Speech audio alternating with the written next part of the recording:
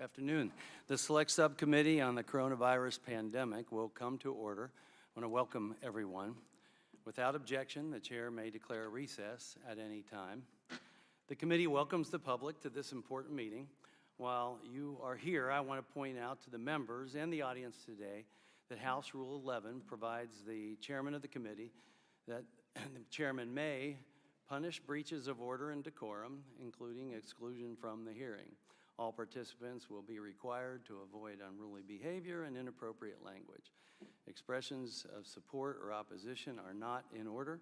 I expect all parties to these proceedings to conduct themselves in a manner that reflects properly on the House of Representatives, as have every one of the hearings that we've had thus far on the pandemic.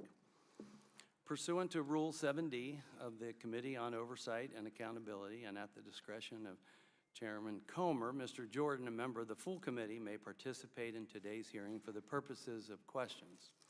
Further, without objection, I ask for unanimous consent for Mr. Frost of Florida, Mr. Gomez of California, both members of the full committee, to participate in this hearing for the purposes of questions. And without objection, so ordered. I now recognize myself for the purpose of making an opening statement. This is our second hearing regarding pandemic-era school closures. We're investigating the decision-making process behind school closures and the effects it had so that we can do better in the future. Inherently, part of that investigation is evaluating if the Centers for Disease Control and Prevention followed science as they knew it or learned it, or merely accepted outside guidance regardless of available data during its guidance drafting and publication process. This is part of the reason that we're here today, to determine to what extent the opinions and suggested guidelines offered by, in this case, the American Federation of Teachers during the CDC guidance process were accepted and why they were accepted. Americans are curious to know if the AFT access was in line with CDC past practice and if their influence had a positive or detrimental impact on America's children. While it's reasonable for the CDC to seek outside opinions, were some opinions accepted and others not considered? And why or why not? These are questions that we need to ask. To be clear, we are not here to attack teachers, the teaching profession, or suggest pandemic-era teaching was easy, because it was not. And we all know that. We are here to conduct an after-action report, establish lessons learned, so that we can better protect our children in the future and protect our children's futures. During this process, honesty is non-negotiable, and the facts should be facts, not political statements. Beginning in March 2020, in response to COVID-19, schools around the world began to close. Doctors and scientists didn't know a lot about the novel virus, and decisions were made based on whatever facts were known. And at the time, they were what was known to try and best save lives. However, it became clear, in fact essential, long before the beginning of the fall of 2020 semester, that schools needed to be, and safely could be, open for in-person instruction. It was happening. My children have benefited greatly in every way, academically, physically, and mentally, from their schools being open since the fall of 2020. And when the facts become clear, our decisions must change with them. It's important for students, important for parents, and important for teachers. Further, the facts and science supported the ability to safely reopen. While children could get and transmit COVID-19, it was rare. While children could die from COVID-19, that risk has been estimated as 1 in a million. Some estimates stated that children actually became 10 times as likely to die by suicide, a crisis exacerbated by school closures. And with a wide range of mitigation strategies, COVID-19 transmission in a school setting was low. Schools could have and should have reopened. And again, many did. The baseline question should have been, schools need to be open. Are we doing everything we can to make that happen? Unfortunately, many schools chose not to reopen, despite the science supporting safe in-person school practices. This all came to a head in February 2021 when the Biden administration and the CDC issued its first school reopening guidance entitled The Operational Strategy for K-12 Schools Through Phased Prevention. According to reports, when this guidance was issued, its recommendations would keep 90% of schools, including almost all of the 50 largest counties in the country, from fully reopening. Why? Primarily because of three recommendations. The use of community spread rates to determine reopening, a requirement for routine screening testing, and 6 feet of distancing instead of 3 feet. None of these based in sound science at the time, yet all directly supported by the AFT. Community spread does not reflect school spread. Data showed that it appeared safer to be in school than in the community in many, many cases. So if the goal is to get kids in school, and it's essential for America as we determine things to be essential or not, then why was the recommendation to follow the community spread data and not the in-school spread data, which is actually the environment in question? The AFT is, of course, allowed to have an opinion. I respect that. But opinion should fully explain how the opinion was reached. This is how science works and how science is debated. Teachers teach science. In an email on February 11, 2020 to Director Walensky from AFT staff, AFT takes issue with the current CDC language that stated, at any level of community transmission, all schools can provide in-person instruction. Seemingly to weaken that statement, AFT proposed adding, in the event high community transmission results from a new variant of COVID-19, a new update of these guidelines may be necessary. The CDC obliged and added that edit to the final guidance. Why not, in the event of a high in-person school transmission rather than community transmission? They're two different. In an email to the president of the AFT staff prepared a document for the president for a February 1, 2020 phone call with CDC. AFT staff wrote that the CDC should support the adoption of screening testing. In notes provided to the President Weingarten, before the same February 1, 2020 call with the CDC, AFT staff wrote, emphasize 6 feet of distancing. The guidance is fairly good on 6 feet or more of distance. It could be made stronger by rebutting directly school systems that are using lower standards to keep students in school. Let me say that again. Basically, AFT objected to schools using less than 6 feet of social distancing so that kids could return to school. AFT's support for these unscientific mitigation policies calls into question why it was offering scientific advice to the CDC in the first place. The scientific expertise of the AFT is called into question, and also called into question is the high level of access and influence the AFT was provided by the CDC. In the AFT letter to this subcommittee on April 19th, lawyers wrote, quote, releasing guidance on how to safely reopen schools without attempting to address the concerns of these educators would not only be irresponsible, but also futile, end quote. The lawyers continue, in short, the failure to consult would have been foolish and self-defeating, end quote. To me, these statements sound like a form of intimidation. Is this more political than scientific? Of course, in the letter and prepared statement that President Weingarten submitted today, she mentioned former President Trump 12 times. As best that I can tell, President Trump had nothing to do with the crafting of AFT guideline recommendations. That's the topic today. The purpose of this committee is to examine the procedures followed, the decisions made and why, what motivated decisions, and what worked and didn't work. Then ultimately, I would hope that we can produce a product, bipartisan, that will guide future generations so that we may have the ability to predict the next pandemic, prepare for it, protect us from it, and maybe even prevent it. And in this case, maybe even be able to successfully maximize our children's education, especially in-person education, not just for some of our children, but rather all of our children across this country.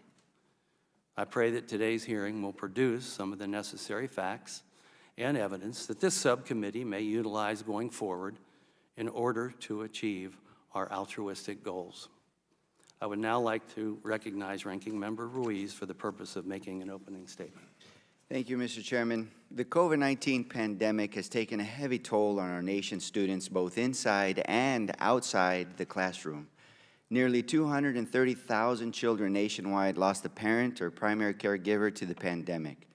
Adding to this loss, job loss, economic hardship, and food insecurity weighed heavily on families across the country. These stressors, in combination with the prolonged suspension of in-person learning, have had a profound impact on our nation's youth, their mental health, and their academic performance. According to a 2021 CDC study, nearly 45% of high school students suffered so severely from feelings of sadness and hopelessness that they were unable to engage in regular activities. Nearly 1 in 5 students seriously considered suicide, and 9% of surveyed teenagers actually tried to take their lives during the previous 12 months. These are alarming statistics, and as a physician, an emergency physician, and a father, I am deeply concerned about this growing mental health crisis among our youth. It is crucial that we address this, as well as the startling declines in learning caused by the prolonged suspension of in-person learning and the psychological trauma of the pandemic and losing a parent. According to a January 2023 McKinsey report, we've been set back 2 decades of progress in learning because of this pandemic, and it may take until 2050 for some students to recover.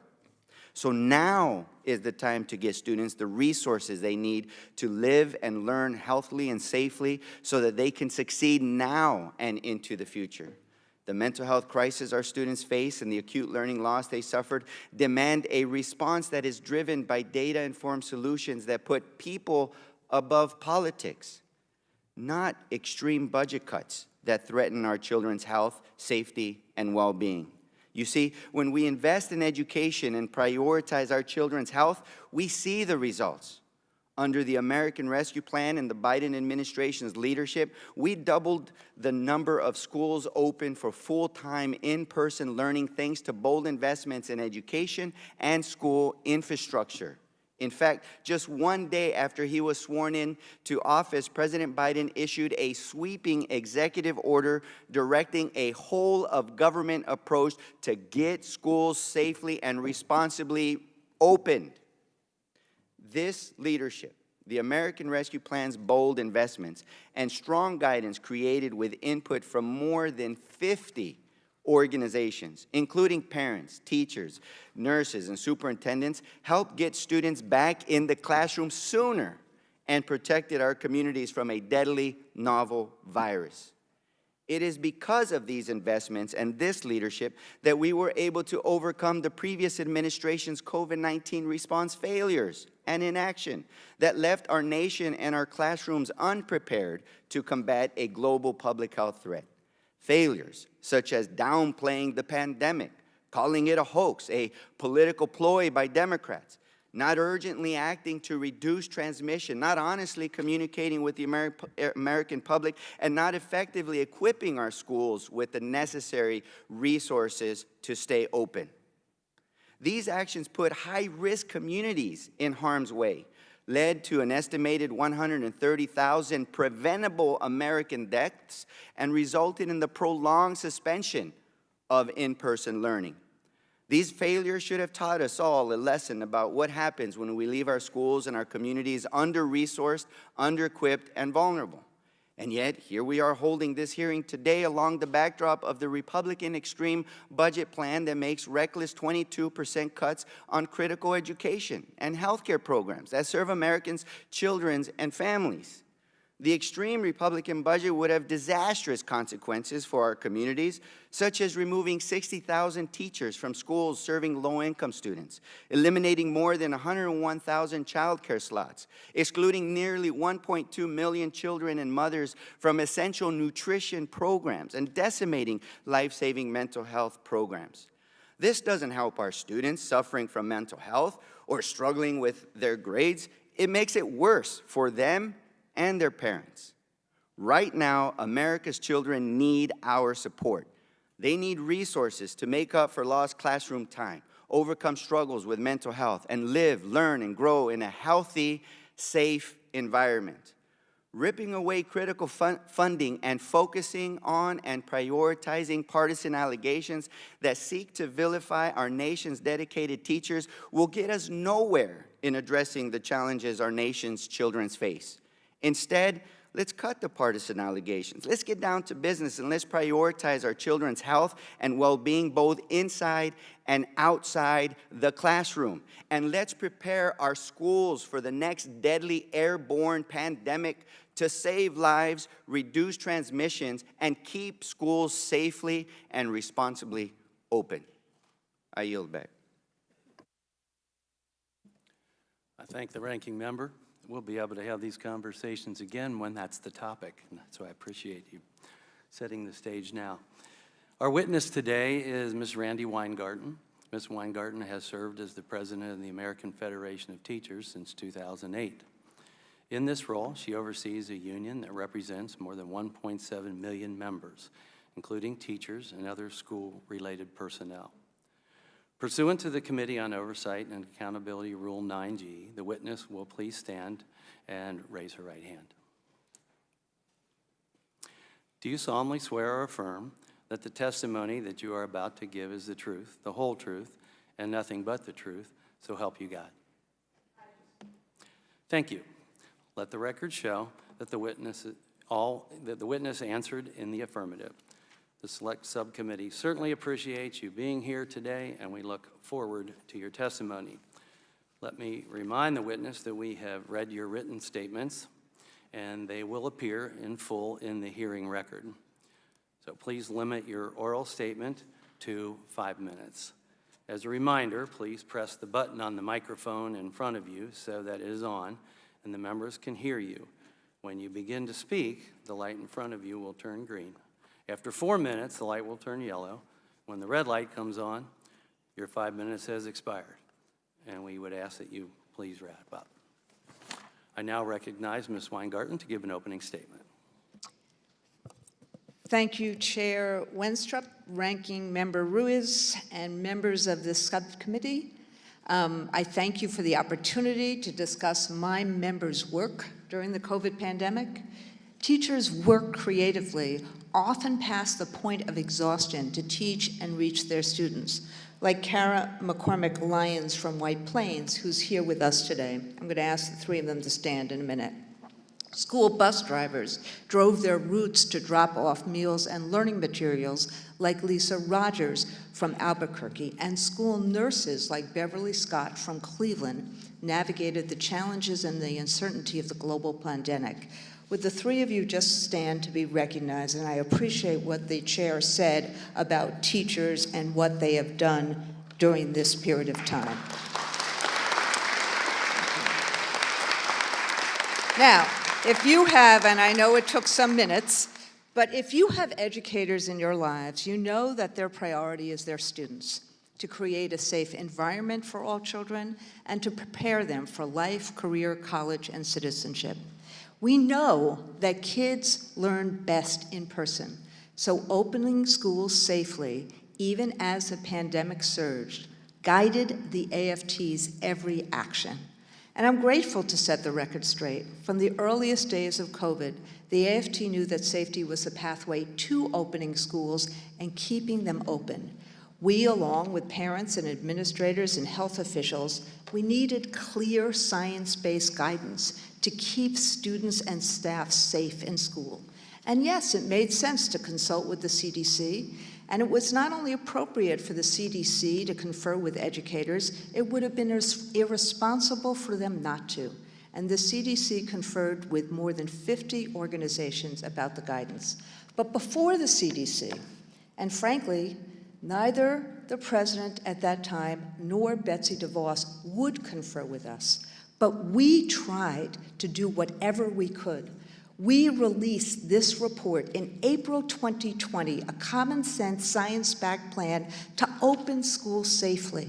That same month, we worked with John King, the former education secretary, to focus and combat learning loss.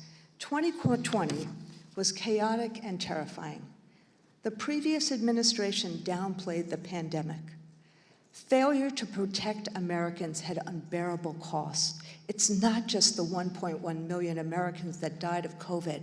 Black children died at almost 3 times the rate of white children. 245,000 children were orphaned in America. And members of my union died as well. Gabriel Gale was a 4th grade teacher who was pregnant with her 2nd child when she died. We lost Holly Ann Hoover, a nurse, Anthony Harrell, a school custodian, and so many more. And this is what the AFT did. When the Strategic National Stockpile unstocked, we bought $3 million of PPP for our nurses and for our teachers in schools. We ran vaccination clinics. We convened virtual town halls that brought parents and educators and mental health experts together. We spent $5 million on a back-to-school campaign to get people back to school, everything from developing reopening plans, back to school fairs, door-to-door visits with parents, billboards, radio ads, etc. Our priorities were to open schools safely, to keep students and staff and families safe, to focus on students' social, emotional, and academic well-being, and to get the resources for this. We were fighting for better ventilation, yes, for COVID testing, and for the tools that we needed. And the same was true with parents. When President Trump left office, 46% of schools were open for in-person instruction. Between the American Rescue Plan and the work done by the CDC and other agencies, and by governors and education officials, parents and educators, including our union, we went from 46% of schools open for in-person instruction in January 2021 to close to 97% open in May 2021. Now, teachers want what students need. Let's work together now to help kids recover and leap academically. Let's expand community schools. Let's increase experiential learning and career-connected learning. Let's address educator burnout. Together, we can overcome the effects of this unprecedented pandemic, and I welcome your questions. And my apologies for being 9 seconds over. Quite all right. Ms. Weingarten, I want to thank you for being here today and providing your testimony. I now recognize myself for questions. And I sort of apologize in advance because for the sake of time, I'm going to ask some questions where I really just want a yes or no answer, and I would appreciate it because we're really interested in process here.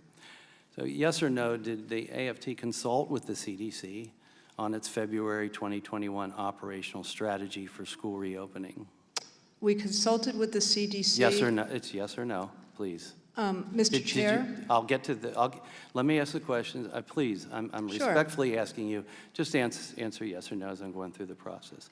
My next question is, since you did consult with them, what did that consultation look like? Oh, I see what you're saying. I'm sorry, sir. Yeah, what did the consultation look like? Did the AFT first engage the CDC, or did the CDC reach out to you? So what essentially happened, sir, was that we were talking to the Biden transition team before he was sworn into office. Okay. And we... Did they reach out to you? Yes, CDC? they reached out. No, the Biden transition team reached out to us. Okay. And did that include the next CDC director? not... Or anybody who went to work for CDC? I don't, you know something, I don't want to speculate. There were lots of meetings with lots of people Fair on enough, Zoom. fair enough. So I don't know. I get that. I just don't know. I understand that. But When was the first time you engaged with CDC in any way, shape, or form directly? The first time Yeah. was when they asked us to do the Zoom. I think the first time, look, I'm 65 years old. I don't remember Me too. everything anymore. I'm sorry. I think the first time was, remember, the president was. I guess really the only question I is, think did it was they reach about- out to you, or did you reach out to them? Because I know they asked for guidance from many Right, organizations. they reached out. My recollection is that they set up this January 29th Okay. half-an-hour conference call. Okay. That's my recollection. And again, yes or no, did that include any direct interaction with CDC Director Walensky? Meaning, did I talk to her directly? You or your staff? That day, we talked to her directly. Okay. And so that was via Zoom at that time? Right. Later on, were there emails, phone calls? I think there were a couple of phone calls, but what there also were, and I wanted to just correct the record on this, sir, what you may not have asked us for is on March 23rd, 2021, we've actually had several public letters with the CDC, including March 23rd, 2021, where we actually talked about how we understood their change in terms of social distancing to 3 feet. So we had several public letters to the CDC because we wanted to be transparent of everything that was going on. So again, yes or no, but did AFT ever provide suggested revisions to the CDC's operational strategy regarding school closures or reopenings? Did you suggest revisions to their operational strategy? What we suggested, sir, was ideas. Okay. They asked us for ideas. Your letter to the subcommittee said that the AFT proposed a handful of edits to the operational strategy. Is that right? What happened was there was one particular edit that they accepted. There were several different ideas that we proposed. The edit that they accepted was in the, if I may explain or no? Yeah, go ahead. They asked us in the January 29th meeting, and you, from your document request, as you know, we provided documents including all the emails back and forth between and amongst staff, Okay. our staff. They asked us for. Well, I want to get to the point, I guess. We know two of the proposed changes. Right. Work from home options for teachers with high-risk conditions, and that if a new variant arose, that the guidance may need to be changed. Well, So with that, and again, yes or no, were these proposals accepted by the CDC? Well, the one proposal that was accepted during the, if I may explain, during the meeting on the 29th, we raised several different issues. We had seen all the former Were they Trump accepted guidance. or not? I mean, What it's was- a simple question. When Right. you made these proposals, the two I suggested, were they accepted by the CDC? The proposal to have at-risk, first off, the second proposal was not made on January 29th. I didn't The say that. Sorry, the first proposal about at-risk immunocompromised workers, and not that simply that they would work at home, but there would be accommodations for people who are at risk. That proposal was accepted. Okay. Now you've answered my question. Thank you. Sorry, Yeah. I'm just slow. If a new variant arose, that the guidance may need to be changed. And then, really, what else did AFT propose? I mean, I mentioned those two that I know of. Were there other proposals that weren't accepted?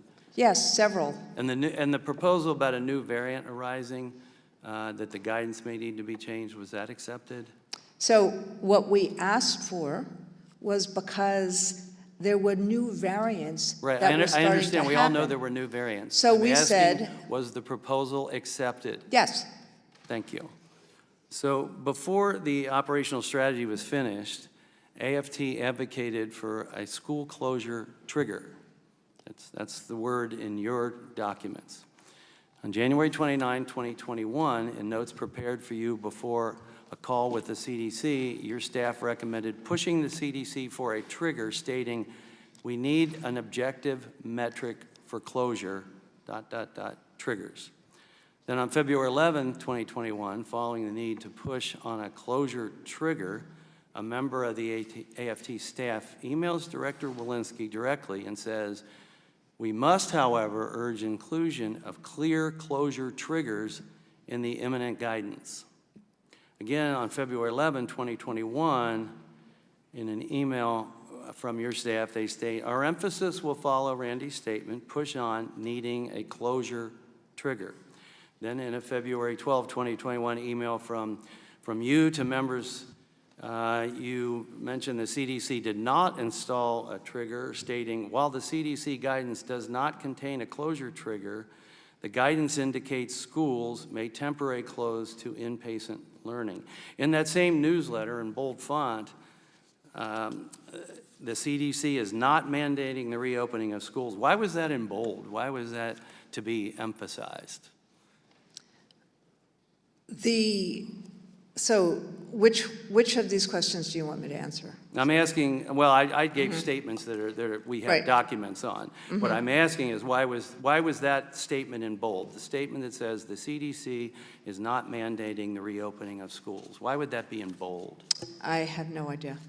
Thank you. Usually means some type of emphasis, I would think, but you don't I mean, recall. You don't recall. That's fine.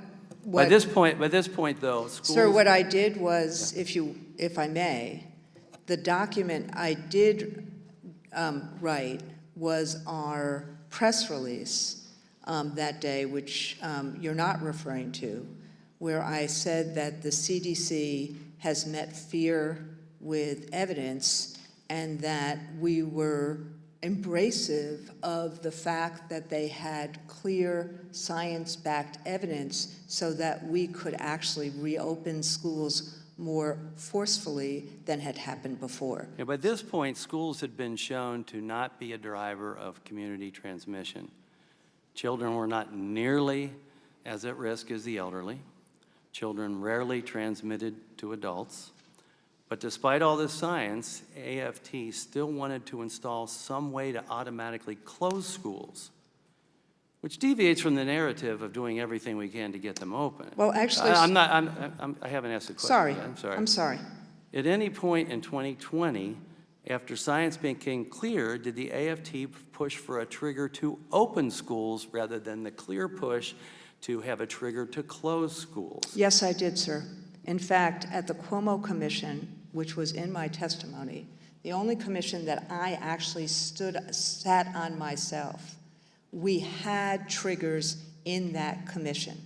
And the reason we were asking for triggers, which is what the WHO had, about 9%, Cuomo Commission had 5 to 9%.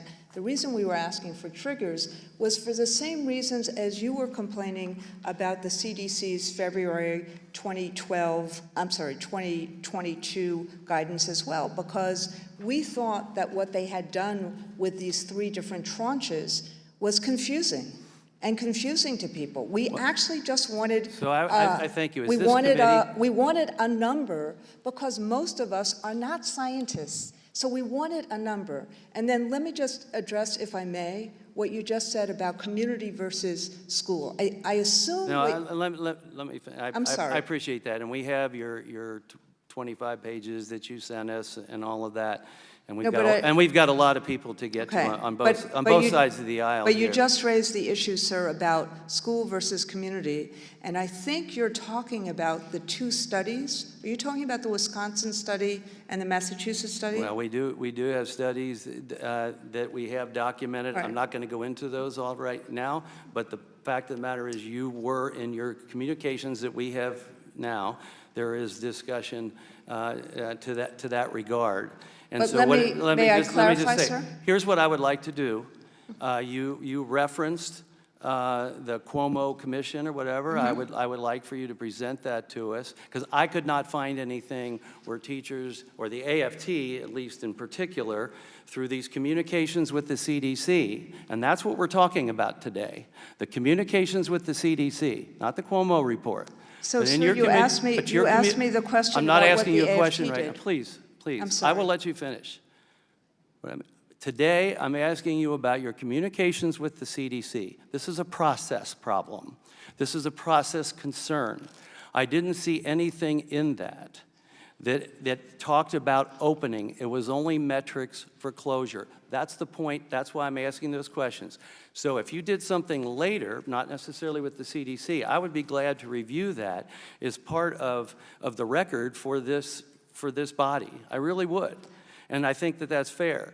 So at this point, I now recognize the ranking member, Dr. Ruiz from California, for his questions. Thank you. Let me just take a step back as a public health expert, an emergency physician. The request to have vulnerable, immunocompromised workers have accommodation because they are at high risk from dying from COVID, and we want to make sure that they live through COVID, seems reasonable to me. In fact, it's pretty good public health practice. The other request of keeping an open mind and not have a one-size-fits-all, because we know how much that this virus changes. It could drastically change in its properties, and therefore we should be able to respond to new variants as they come. Also, seems reasonable. Seems pretty scientific in the sense that, you know, you don't want to have a one-size-fits-all, because as we're realizing, these variants eventually may lead to a steady state, but they may also not. And then the third accusation here about wanting some kind of guidance to open or close is the same thing that the economists were asking, and all the other organizations in our society were just, that didn't understand all these different nuances. They just wanted some basic, help us understand when to open, when to close, help us understand this. That was asked by so many in so many different sectors, not just for schools. But at the end of the day, the CDC didn't even accept that one. The CDC didn't even put triggers into opening or closing. So what are we doing here?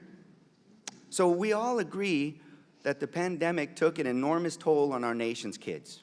Learning loss and the mental health crisis facing America's youth are serious issues caused by multiple dimensions of the pandemic, like a parent dying from COVID and the suspension of in-person learning done to slow the spread of a deadly novel virus, especially in high-risk communities.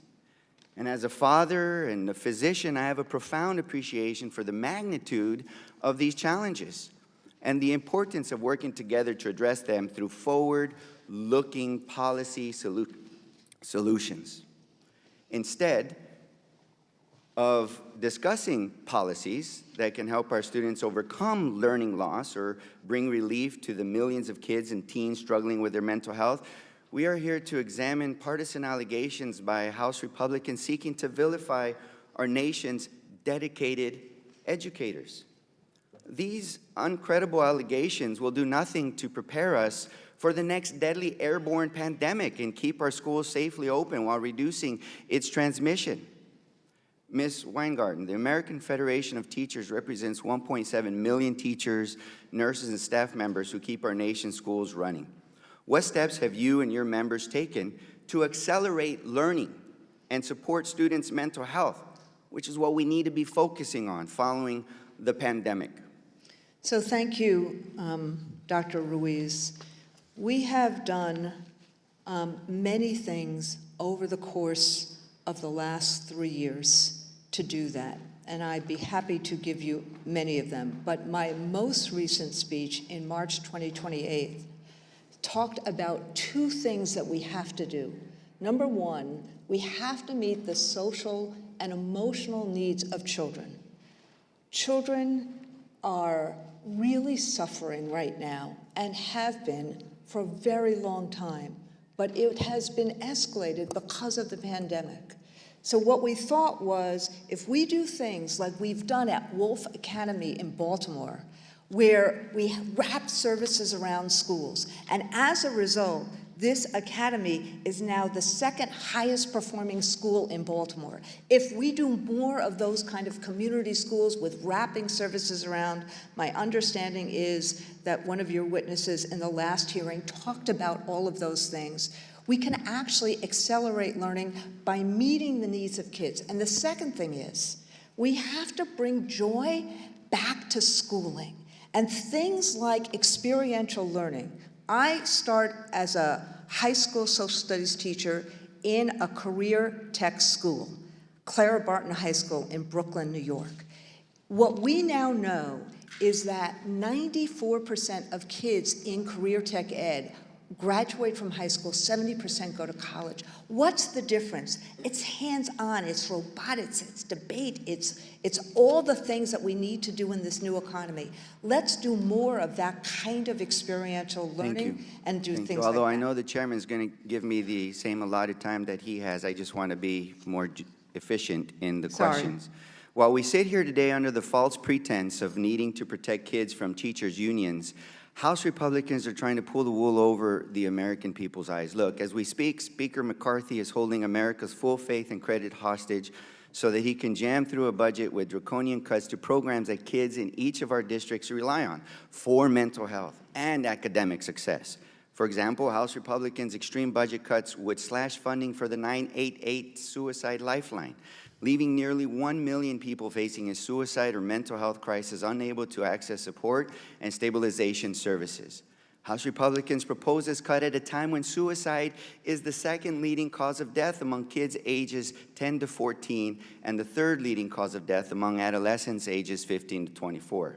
Ms. Weingarten, how would cutting funds for resources like the 988 Suicide Lifeline hamstring efforts to address the mental health crisis facing America's youth? Look, we need these resources. We need kids feel so anonymous right now, and they focus too much on their devices. We need places for kids to be able to talk, and So these removing suicide that- lines are very helpful for kids. Yeah, in fact, it'll make it worse. It'll take the help away, and it'll hurt our kids. House Republicans are also proposing a 22% cut to the health center program, which would cut off services to roughly 2 million of our nation's most vulnerable patients and families, especially those who receive services through school-based health centers. For kids with less access to care, school-based health centers are a critical lifeline to primary care services, tooth and eye exams, mental and behavioral health counseling, and so much more. So, Ms. Weingarten, how does gutting funding for community health centers, including school-based health centers, undermine children's health and educational outcomes? Look, I very much appreciate, Dr. Ruiz, that I was asked to speak today and talk about what kids need and talk about it in the context of what happened in COVID and going forward. All of what you said, we need these services for kids. Schools are centers of communities for our kids and our families. So we need these services connected to schools. Well, you know, I totally agree, but while House Republicans continue to push an extreme agenda through hyperpartisan investigations, we will guarantee Democrats will continue to put people over politics and develop meaningful solutions to the challenges facing America's kids. They need our help now with policies that will help improve their mental health and their academic success. Thank you. I yield back.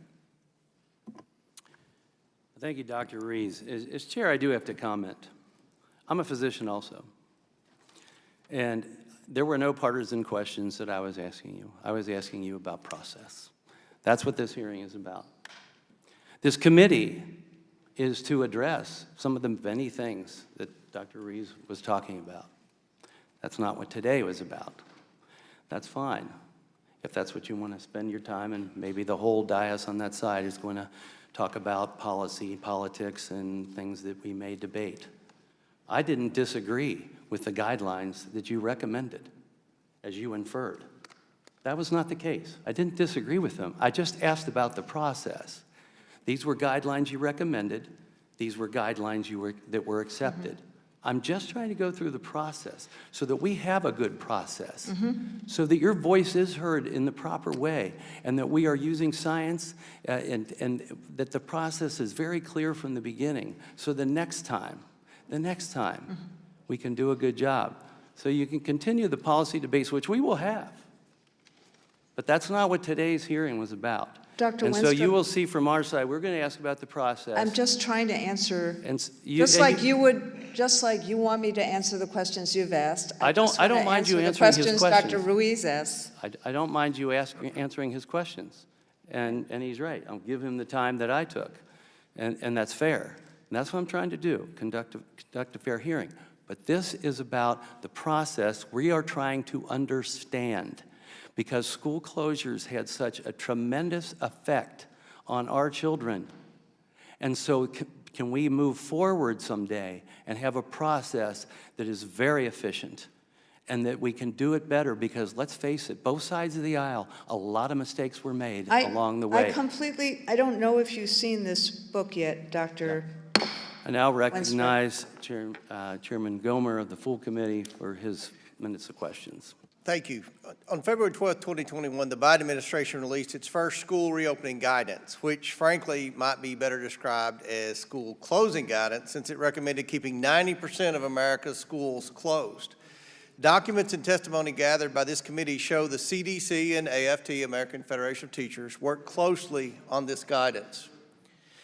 Some of AFT's suggestions were included nearly word for word by Director Walensky herself. In a transcribed interview, a career CDC official testified that this level of coordination was, quote, uncommon, end quote. That's what we're here to find out, as the chairman said. Why did the AFT get uncommon access to the CDC and the Biden administration? According to documents we've reviewed, AFT first received a copy of the draft reopening guidance on January 27th, 2021.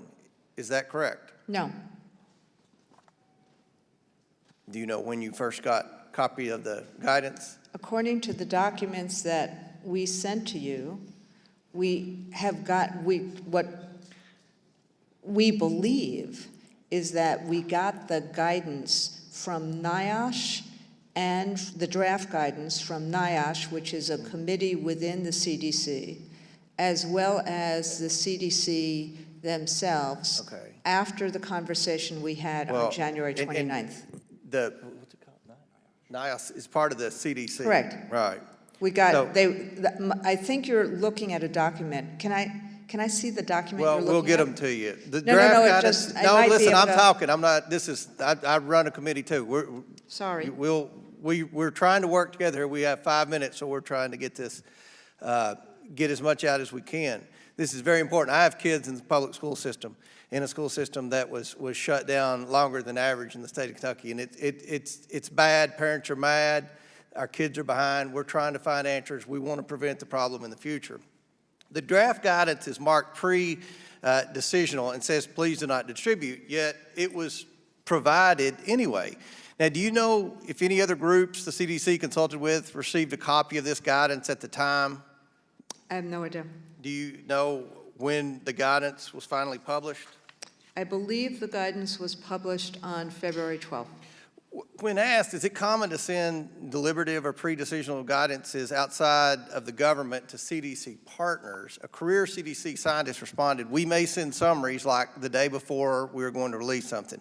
But the American Federation of Teachers got a full document, and you got it 2 weeks before, according to our record. And Do you want me to respond, sir, or no? I'll ask a question. Did AFT provide any draft language to the CDC for inclusion into this guidance before it was published? So we had the meeting with the CDC on January 29th. My recollection is that we got a draft of the guidance after that, even though I think the document that you're reading has another date on it. Is it common for outside groups to send draft language to the CDC? What we did was we went through the areas that we raised because the presumption was, how do we reopen and keep schools open? And we talked about issues of immunocompromised adults, and the So CDC did the said to CDC me, accept any of the the edits you all proposed? The CDC asked for language on that, which we provided. So That one So they piece of accepted language, some- so they asked us for language on immunocompromised workers, and we presented that language to them. So when we were, during the interview with the CDC career employee, it was asked if between 2001 and 2021, had he ever incorporated edits or additions that came from an outside group? And the career scientist responded, I don't remember any assistance. So to summarize, AFT was provided with a full draft copy of the guidance 2 weeks before publication, suggested line-by-line edits. No, we did not, sir. Did We not? did not suggest line-by-line edits to the document. Well, do you remember how many edits that you suggested? We suggested concepts, sir, which we have submitted as part of the document request you asked. We suggested concepts, including robust testing. Do you know how many edits were included?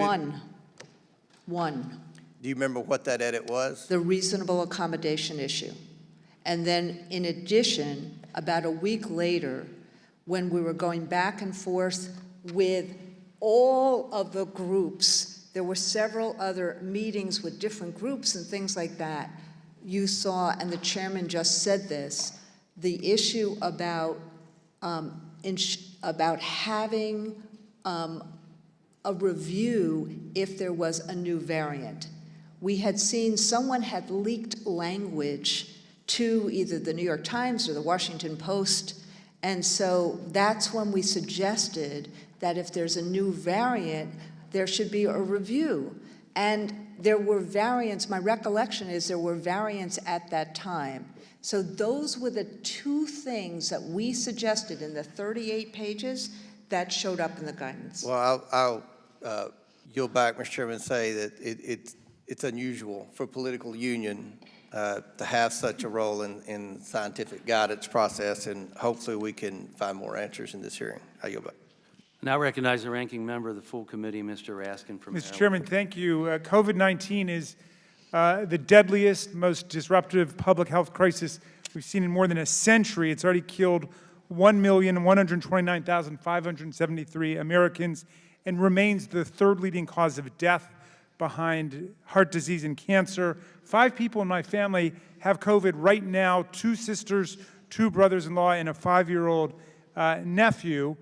And yet this default on America's debt plan would actually try to claw back money that has already been appropriated for combating COVID-19 and promoting public health. So I've been to some weird hearings in this Congress, Mr. Chairman, but this one might be the weirdest because it's convened in order to accuse a federal agency of the crime of consulting with American citizens. Ms. Weingarten, you are the elected president of 1.7 million members of the American Federation of Teachers. You represent double the number of people any of us do, and definitely a lot more teachers. And I need some enlightenment right now because I'm baffled. As a member of the Select Subcommittee on COVID in the last Congress, I was involved in trying to address this plague when it started, and I remember this specific debate very precisely. So let's talk about process. No leader was more outspoken or more forceful than you were, Ms. Weingarten, in not only demanding, but developing specific strategies to safely reopen America's schools. I remember your school reopening plan developed with health and education experts released in April of 2020. I don't know if that's the one I remember. It's the first one I ever saw. It was in the middle of all the terror and panic when Donald Trump had no plan at all and was still spreading disinformation about COVID-19 disappearing by Easter and encouraging people to try quack medical cures and aggressively defending his friends in the Chinese Communist Party. In July, I remember the effort you led with the NEA, the American Academy of Pediatrics, and the school superintendents to advocate for safe resumption of in-person school at the start of the 2021-2022 school year, and you gave a specific blueprint to reopen schools in November, and you continued all of this even after the CDC released its operational strategy in February of the next year. And when I went back to Google this to confirm my memory, I found nothing but a bunch of op-eds you wrote demanding school reopenings across the country, countless speeches and articles about your advocacy. Here's one I found in the New York Times about you with the headline, and I'd like to submit it for the record, "The union leader who says she can get teachers back into the schools." I don't know if you remember that one from February 8th, 2021. It's about how you were on the front lines of saying, let's get the kids back into school. So I'd like to submit that for the record, Mr. Chairman. Look, my question for you is, why are you, of all people, being scapegoated today by the Republicans for doing the exact opposite of what you were actually doing during all of that time? How did you get my friends mad? Look, maybe it's because we tried to do something that nobody else was trying to do. We asked the President of the United States, the then President, I'm sorry, Congressman Raskin, we spent every day from February on trying to get schools open. We knew that remote education was not a substitute for opening schools, but we also knew that people had to be safe. And maybe it's because I live in New York City, I live near a hospital. Every other minute there was an ambulance. There was terror. Our members were terrified, others were terrified. And what we were simply looking for was clear scientific guidance. And when we couldn't get it, we did it ourselves, and we worked with doctors and we worked with others, and we just tried to get it out there. Okay, now all of your efforts took place without any support from the federal government. None. On the contrary, President Trump never produced a school reopening plan, while he did produce the worst record of per capita civilian deaths of any developed country in the world.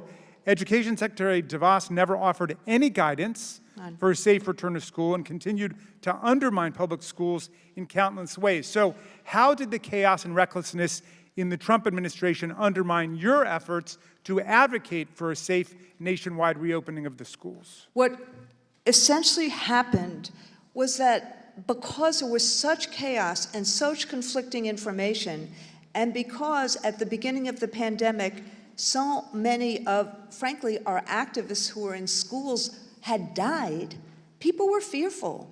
And so what we thought to do was, how could we make very tangible, layered mitigation so that people saw ways of reopening schools? I agree with Dr. Wenstrup that when schools had layered mitigation, they were safer than in the communities.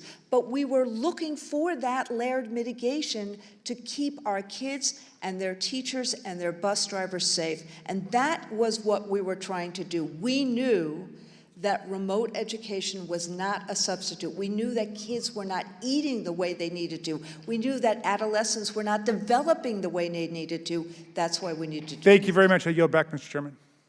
Thank you. I now recognize Ms. Malliotakis from New York for 5 minutes of questions. Thank you, Mr. Chairman, and thank you to the teachers, the bus drivers, paraprofessionals who have joined us today. Speaking with the teachers, the principals, and the parents in my district, they think it was a grave disservice that schools were closed for as long as they were, in some cases up to 2 years. Your union, as we have found through the committee's investigations, undoubtedly played a role in ensuring that these schools would remain closed far longer than they should have. And we saw indoor dining in bars operating at 50% capacity, the schools were still closed. We saw private schools open, the public schools were still closed. While countries in Europe, such as Sweden and Germany, would reopen their schools just months after the virus pandemic began, it would take almost 2 years, as I said, including in my district, New York City. We now know that in February of 2021, the CDC would allow for the American Federation teachers unprecedented access to help draft guidance and would adopt in some cases almost line by line, AFT edits, including direct language to install a trigger, which was mentioned earlier, ensuring that schools would remain closed and making it more difficult and as possible to resume in-person learning.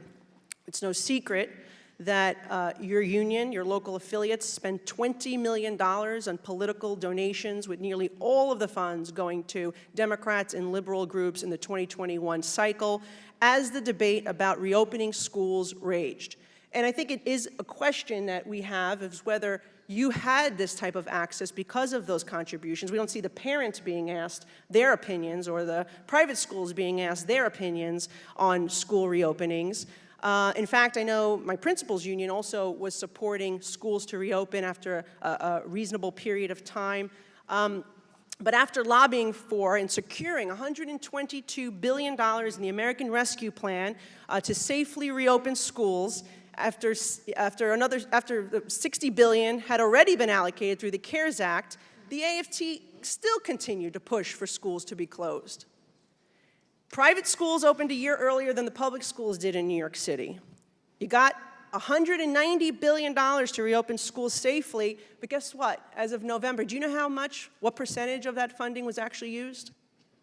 Of that $190 billion? I know, I know that in New York, in September 2020, because as you know quite well, we both are from the same city, that we opened, and the UFT and the principals union and the then mayor did open every single school in 2020. I don't know how much money. Yes, in the fall of 2020. In September of 2020, every single school was open. Yeah, but the triggers were put in place that, you had a couple of cases and the whole entire schools were shut down. But my question is, you lobbied for the $190 billion in the CARES package. You actually blame Republicans for voting against the American Rescue Plan because you needed that money so badly to reopen the schools. But guess what? Only 15% of that money was spent as of November. So that means you didn't need that money. And Republicans actually have been vindicated in the sense that we were right, all this inflationary spending actually didn't even go to what it was supposed to go to. But I'll say this, the damage has been irreparable to our children, right? And in New York City, which you and I care about very much, 50% are now failing their reading exams. 70% are failing their math exams. 1 in 3 children K through 3 can't read at their grade level. New York is now lowering their test standards as a result. All right, and this is, by the way, a state where we spend more per student than any other state in the country, over $25,000 per student. And we're seeing these horrible results. And I think the school closures had a lot to do with it. Obesity is another problem we're seeing, mental health, the suicide statistics. This tweet, you even acknowledged that remote learning, I could see you squinting, you can't see from here, but that's all right. And you tweeted out in 2023, what we have seen in public education is that technology can't replace teachers. Remote education didn't work, in part because you have to have relationships, you have to build trust. Yes. But yet, your union continued to advocate for these schools to have triggers to close, to keep them closed, unlike private schools. And by the way, some of that money, that 15% that was spent from that $190 billion, it was not spent to reopen schools. It was spent for CRT, for implicit bias, for anti-racism training, for restorative justice programs, especially in cities like ours, in New York City. Are you disappointed that the funding that was meant to reopen schools were spent on programs like that instead?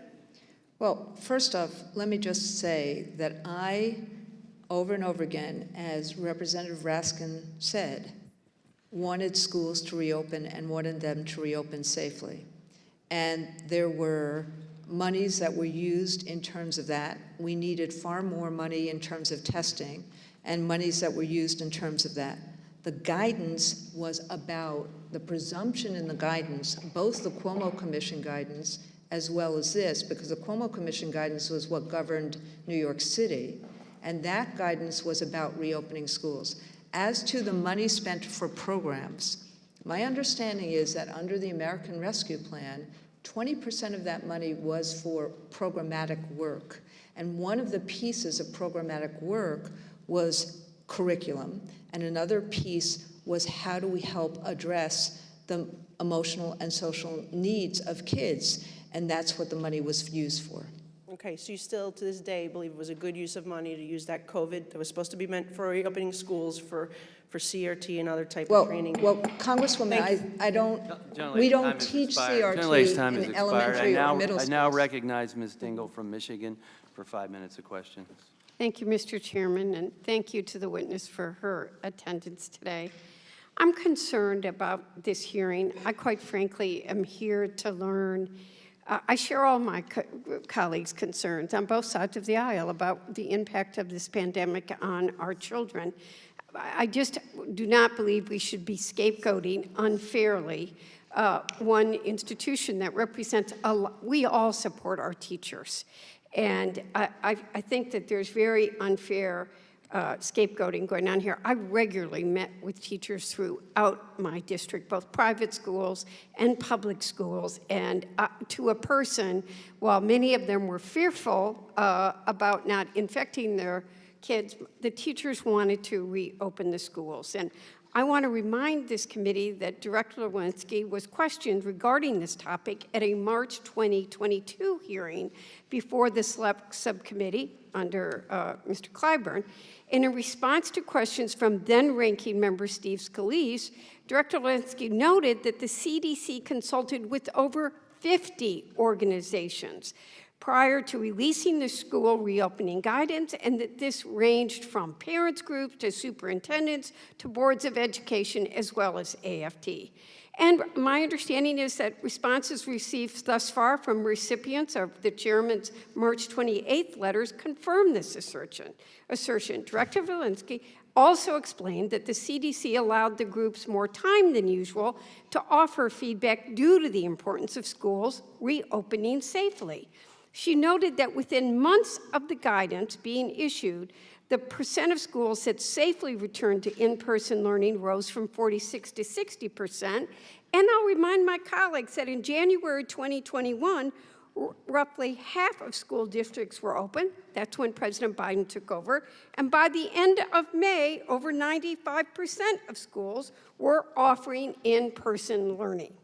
So, and candidly, I don't personally think the input provided by AFT and that was adopted by the CDC was unreasonable.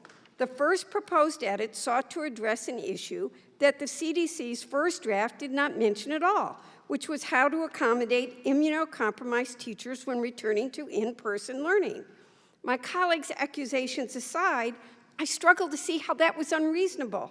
Our nation had entered a new phase in the recovery of the pandemic. We have now. Look around. We're in this committee room without masks, largely thanks to the efforts of the Biden administration. But remember where we were then. We have to keep in mind that it was January and February of 2021. The first vaccines had only been authorized for emergency use a few weeks prior. At this point, there was not enough vaccine supply to meet demand, and only 23 million doses had been administered in the United States. Meanwhile, the death toll was over 400,000. Under these conditions, to suggest that immunocompromised teachers might require some degree of workplace accommodation not only does not seem offensive, it seems compassionate and fair, as anyone who is immunocompromised with loved ones can attest. And the second edit that they proposed, I think, is a matter of common sense. They suggested that if a new variant were to emerge and cause high community transmission, Mr. Chairman, I know that there is a difference for you between school and community, but communities do impact what's happening in the schools, and if it was more deadly, that we would want to revisit our public health guidance. It didn't say close the schools again or keep the schools closed. So I don't think that that was unreasonable. And I'm also going to remind people that at the time, in late 2020 and early 21, schools had a lack of resources. I was on the phone every day finding masks and gloves and tests for my teachers. There was chronic underinvestment in schools and education. It resulted in overcrowded classrooms. There were windows that wouldn't open, poor ventilation systems that were incompatible with COVID safety measures, and the rollout of the vaccine was just beginning. So, and I'm going to remind you with Dr. Scott Gottlieb, who was the former commissioner of FDA under President Trump. Kids are less susceptible to the infection and less likely to transmit it, but less susceptible doesn't mean they're not susceptible. And at that time, he agreed that the country needed to take measures to make sure that the coronavirus didn't become an epidemic in children. So can I ask one question, or am I out of time, Mr. Chair? So despite knowing the challenges teachers were facing and acknowledging the pandemic's health risks, especially in hot spots, Ms. Weingarten, were you ever given guidance by the Trump administration on how to safely return to in-person learning? No, and that's part of the reason why we kept on pushing at it, and frankly, between the Rockefeller Foundation, Dr. Shaw, who I penned an op-ed with about the need for surveillance testing, that we could reopen schools with surveillance testing even before the vaccines, and with the work with the Cuomo administration and then Governor Cuomo, and actually work with Larry Hogan, then Governor Hogan. We were working with governors, we were working with superintendents, because no one at the Trump administration would work with us in terms of how to reopen schools safely. Thank you, Mr. Chair. I'll yield back. Now recognize Dr. Miller Meeks from Iowa for 5 minutes of questions. Thank you, Mr. Chair. And let me just remind everyone in this room, in this committee, that the vaccines that we have touted numerous times on both sides of the aisle were developed under the Trump administration and were available in November of 2020. Let me also say, Ms. Weingarten, on Not for teachers. Ms. Weingarten, I I'm recall sorry. very distinctly, and was in those hearings as the teachers union lobbied in order to get teachers moved to the front of the line for vaccines. On April 19th, 2023, your counsel on your behalf sent the Select Subcommittee a 10-page letter attempting to rebut previous work on this subcommittee and statements made in previous letters. I'm sure other members will touch on various aspects of these claims, but I want to focus on one in particular. On page 4 of your letter, you roundabout say that the American Federation of Teachers has scientific expertise and is therefore well-positioned to opine on science-based school guidance. So on your science-based expertise, can you tell me that, were you aware of publications by the American Journal of Pediatrics in the summer of 2020 that indicated that children had very little to no transmission of COVID-19? I presented that to our state legislature as a state senator for us to reopen schools in Iowa, which we reopened half and half in the August of 2020. Did your scientific experts that you said during this hearing, did your scientific experts present to you that as of June of 2020, among 1.8 million children in this age group, do you know how many died from COVID? So sitting here right now today, Doctor, I don't know how many, I don't have that number in my head. Yeah, 0. I do know. On July 20th, 2020, Swedish and Finnish public health agencies issued a public report comparing the two countries, concluding that closure or not of schools has little, if any, impact on the number of laboratory-confirmed cases in school-age children. Did your scientific experts provide that data to you? Well, Doctor or Representative, what we were presented with was documentation, including from the Pediatricians Association and including from doctors like Dr. Kelly Henning, who worked. So did they present you data that showed children were of very low transmission, very low risk of death? We knew that children. Did they present to you data from other countries that showed continuing in-person schooling was in fact safe for children and safe for teachers? Well, we were presented with data, thank God, that showed that kids were had less COVID. Yeah, and COVID had was not less- influenza, and I can certainly But understand no, we education's, totally know it was I reclaim my God. time, ma'am. I'm sorry. I understand that, you know, the education system has a great deal of expertise with influenza and the challenges of influenza and the contagiousness among children. However, influenza is not COVID. Did your experts present to you August 7th, 2020, the CDC published an MMWR study on COVID-19 data from March 1st, 2020 to July 25th, 2020, which clearly established the low risk to American children. In the analysis, children comprised less than 0.1% of hospitalizations and 0.0005% of associated COVID-19 mortality. The data, Did your experts present that data to you to be able to develop your assessment for whether or not schools should reopen? so, may I answer? I'm waiting.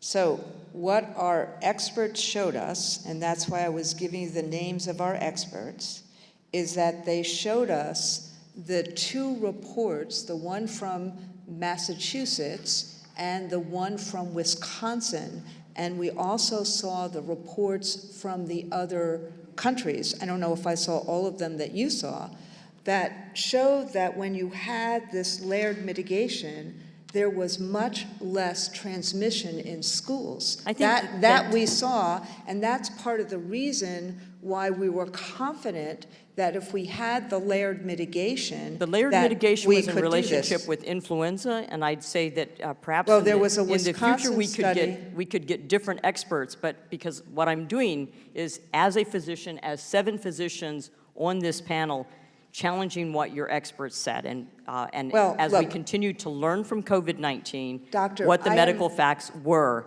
Okay. You know, these facts are non-negotiable, ma'am. The fact is, schools were relatively safe places for both students and educators. Well, they were. These are ma'am. scientific questions that a scientific organization should be able to study and answer, and the AFT is not a scientific organization. Not only am I a doctor, I'm a former director of the State Department of Public Health, and I know how important it is to work with stakeholders to bring people to consensus, but I would say that the AFT was out of its league in this regard. So the effect on children has been vast, and to have no remorse on closing schools and keeping them closed for the length of the time is unconscionable. Thank you, Mr. Chair. I yield back.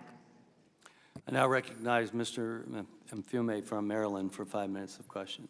Thank you very much, Mr. Chair, and I want to thank the ranking member Ruiz for having us here. My thanks to you, Ms. Weingarten. On a point of order, let me just point out the fact that we claim to love teachers, we claim to care about teachers, but we don't really embrace teachers. No. We talk the talk, but we never walk the walk. And this Congress and previous Congresses are replete with instances where that has been shown to be true. Now, I just want to point out the presence of a teacher who's here before she slips out of this door. And some of you will recognize her. She was the 2015 JFK Teacher of the Year. A year later, she was selected as the National Teacher of the Year from Connecticut. And we are happy that she is a member of our ranks and a representative from Waterbury, Johanna Hayes. Thank you very much for being here.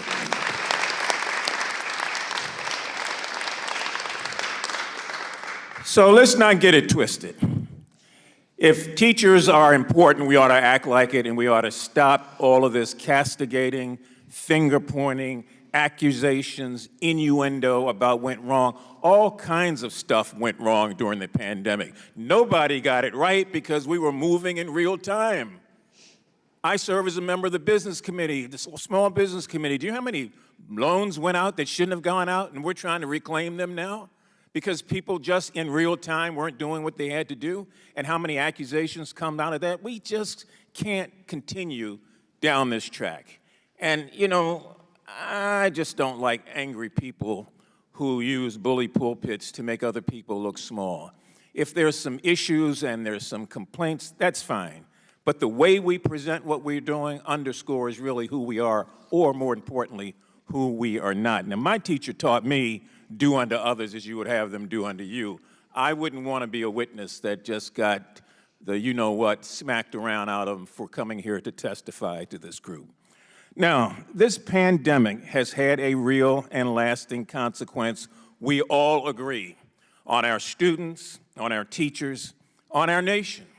And there's still a lot that needs to be done to make sure and ensure that we're making up for lost classroom time. That's really the bottom line here. How do we make up and catch up, and how do we stop pointing fingers? Getting families the support they needed then and need now is important, and then helping schools to recover and to rebuild and to help students get back on track. But the solution to these issues does not lie in politically charged hearings that mislead the American people and have nothing to do with advancing the protection of children's health, their well-being, or their education. So I want to go back and reiterate and be deliberately redundant of what my colleague, Ms. Dingell, brought out, and correct, again, this testimony by reminding us that the transcript of the hearing that took place 1 year ago in this committee, when Ms. Walensky came and testified under oath to this committee and was questioned by members of the committee about consultation, she said they consulted with over 50 organizations, not just with the American Federation of Teachers, 50 organizations, dozens of stakeholders, including dozens of parent groups and school boards and superintendents and national associations of school nurses and others to come up with the guidance that we're here talking about today. They didn't just go to AFT and say, what do you think? If they'd done that, everybody would be correct here in lambasting what took place. They sought to get the broadest amount of information they could, and that's reasonable. Very reasonable. In fact, it's something that we expect will happen because we want great input. It's also startling to me that even as this committee is holding this hearing today, supposedly, well, let me take that back, because I don't want to judge their motives, anybody's motives, but as we are holding this hearing today out of concern for Americans' children, some on the committee are threatening to defund the American education system in the upcoming budget. Now, I don't understand that. Is that a sleight of hand, or is that deliberate? Budget cuts, 22%, totaling $3.1 billion in different areas of education that will affect children are all under assault. So I'm glad that you're here, Ms. Weingarten. I suspect that you know that nobody's going to sort of treat you with kid gloves, but continue to tell the truth over and over and over again. And in the end, we hope and pray that the truth will run out and win out. Gentleman's time has expired. I now recognize Ms. Lesko from Arizona for 5 minutes of questions. Thank you, Mr. Chair. First, I do want to thank all the teachers throughout the United States for their work educating our children. It's really important. I remember some of my teachers very vividly that taught me things. I think what we're here for today is try to analyze what we did right, what we did wrong. I'm very thankful that we're all here today. We don't have masks. We're not sitting apart, 6 feet apart from each other. So I'm thankful for that. But I do think that we did some things wrong. And one of those things that I believe we did wrong was keeping schools closed for too long. I have grandkids. I remember when they were sitting in front of their laptops at home, and my daughter was trying to work remotely and teach, help teach the kids remotely. It was insane, quite frankly. It was a very difficult situation. The thing that I don't understand, it's confusing to me, and so some of my questions are going to relate around this, is in many states, like the state of Arizona, the schools opened up and they had not teachers there in the schools, but they had lower wage school employees that would watch the kids on their laptops being taught by teachers remotely. And that really puzzles me, Because I'm like, well, why would it be that these employees are less susceptible to COVID-19 than teachers? Maybe you can help me understand that, Ms. Weingarten. So thank you, Representative. First off, that puzzles me too. That did not happen in the jurisdictions. We don't represent every jurisdiction. We have 3,500 locals, and one of the things that has not come through in my testimony yet is we represent 200,000 nurses and healthcare practitioners in hospitals. I think we're the fastest growing healthcare union as well as a teachers union. And so we've got, one of the things that we tried to do in the jurisdictions that we were in, and you saw me recognize a bus driver and a nurse, was it was about all of us and trying to make sure that we were all going to either be opened and try to get more and more kids, or what was going on, not to separate out two classifications of people. So I saw that in remarks that you had made earlier, and it's just not, it didn't happen in the jurisdictions that we were in. Yeah, it didn't make any sense to me. And I completely agree with you that the work that people tried to do in terms of juggling remote and was terrible. And that's part of the reason from April 2020, we were trying to find what we needed to do in terms of safety guidance to reopen schools. Thank you. I just have to, I only Sorry. have a minute, 44 seconds left. The other thing that puzzled me is that a lot of other establishments were open. Grocery stores were open, Walmart was open. I assume that teachers went to grocery stores and they went to Walmart, so why could they go there and not go to the classroom? That I don't understand. Well, part of the problem was, unlike in Europe, and I wish I had the moment to answer this question, unlike in Europe, the economy was prioritized in so many different places in America, gyms, bars, restaurants, and look, it was a Hobson's choice. I think the Congressman Mfume said it was a Hobson's choice. But what the difference between schools and a Walmart is that kids were in school all day. Yeah, it still mystifies me. The other thing we've already brought up about the science, were you aware that Sweden, they had no closures of daycares or schools and that 0 Swedish children died? What I am aware of is that Sweden and Denmark and other places in Europe prioritized the reopening of schools and had the layered mitigation that we were championing. So they prioritized it over bars and things. I have one last question, the 14 seconds I have left. I'm a member of Congress that sits on 2 committees that deal with this, the CDC. I don't have a direct number to Director Walensky, do you?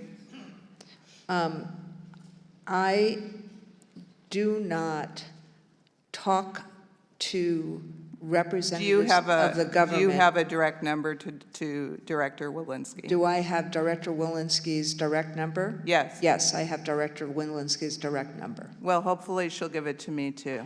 Thank you. And I yield back. I now recognize Ms. Ross from North Carolina for 5 minutes of questions. Thank you, Mr. Chairman. Instead of using today's hearing to meaningfully examine the challenges facing Americans' kids in the wake of the pandemic, this Select Subcommittee is continuing a partisan crusade against our nation's educators. Allegations here are just not credible, and they polarize pandemic oversight and don't do anything to help overcome learning loss, bring relief to kids struggling with mental health issues, or better prepare us for future health crises. Ms. Weingarten, my colleagues have leveled some mischaracterizations against you and your organization. Is there anything you would like to say to correct the record? Thank you, Congresswoman. Number one, the guidance that the CDC did in February and that they then revised in March and they again continued to revise, the presumption of that guidance was to reopen. There was not a presumption to close. The presumption was to reopen with those safeguards. And what has happened in a lot of places, and that's why I raised the Cuomo Commission, because that was the only commission that I served on personally, was that there were ways of trying to have this layered mitigation, which is why schools had a lower transmission rate than communities. That's what we saw in the Wisconsin study. That's what we saw in the Massachusetts study. That's what we saw in San Antonio. That's what we saw in New York City when it had surveillance testing. We were trying to see what was an invisible disease and where people were still getting hurt and killed. And so ultimately, our goal was to have clear guidance so that teachers in classrooms, bus drivers, the school nurses knew, but most of us did not know what this meant. And we needed clear guidance from the scientists that we could follow, because what we also saw, and I'll stop here, is that the more people we got back into school, the more they were comfortable doing it. And so from a June 2020 poll to our February 2021 poll, we saw an increase of about 20 points of our members. The more they were there, the more they were comfortable with the layered mitigation, the more they were comfortable being in school teaching because they wanted to be in school teaching. They knew that remote was not right for our kids. We knew we had to be in school. We just wanted to be safe. So thank you. Well, thank you. And I also want to note that in some of the Scandinavian countries that have been mentioned, there was also universal child care, Correct. universal health care, Correct. paid sick leave, and many of the things that our teachers do not have in this country. I'd like to enter into the record a letter the Select Committee received from the Leadership Conference on Civil and Human Rights condemning today's hearing and the efforts to smear Ms. Weingarten while ignoring the real challenges that are facing post-pandemic, Mr. Chairman. Thank you. This hearing has been way too partisan under the guise of protecting children. At the same time we're having it, we're talking about a debt limit bill that would have dangerous cuts to programs that protect the health and well-being of some of our nation's most vulnerable kids. For example, Speaker McCarthy's budget proposal includes a 22% cut across the board for domestic and social programs, including Head Start, which promotes school readiness for tens of thousands of underserved infants, toddlers, and preschoolers. My mom was a preschool teacher. North Carolina is a leader in early education. With the 30 seconds that we have left, Ms. Weingarten, what kinds of services does Head Start provide that's so crucial for the next generation? A child's separate and apart from the custodial issues that are so important when so many women are going to work, separate from that, development of kids' minds are so nimble when they're 3, 4, and 5 years old. And what Head Start does is Head Start helps create that development and helps create confidence for kids to be able to actually make those connections and start applying knowledge and being confident about themselves and their well-being. Thank you, Mr. Chairman. I yield back. I now recognize Mr. Cloud from Texas for 5 minutes of questions. Hello, thanks for being here. I want to just first echo the chairman's statements from the beginning and just the general sentiment of this committee that, of course, we support and are so thankful for the teachers throughout our nation who, through a pandemic, worked very hard to get kids and to keep kids going. Now, we've learned a lot, of course, since then. My wife is also a teacher, and whether pandemic or not, there's a lot of work that gets done. I've seen the late hours, I've seen the papers being graded, and we're so thankful for teachers. I do want to talk about the concern that some of the guidance was politicized.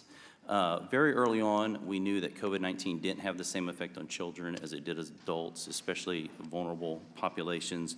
Early data said that children were unlikely to suffer serious illness or death as a result of COVID-19. Children comprised less than 0.01% of hospitalizations and 0.0005% of COVID-19 deaths in a study published by the CDC. And we're talking about data as early as March through July of 2020. In June of 2020, the American Academy of Pediatrics strongly recommended that all policy considerations for the opening school year should be should begin with the goal of having students presently in school.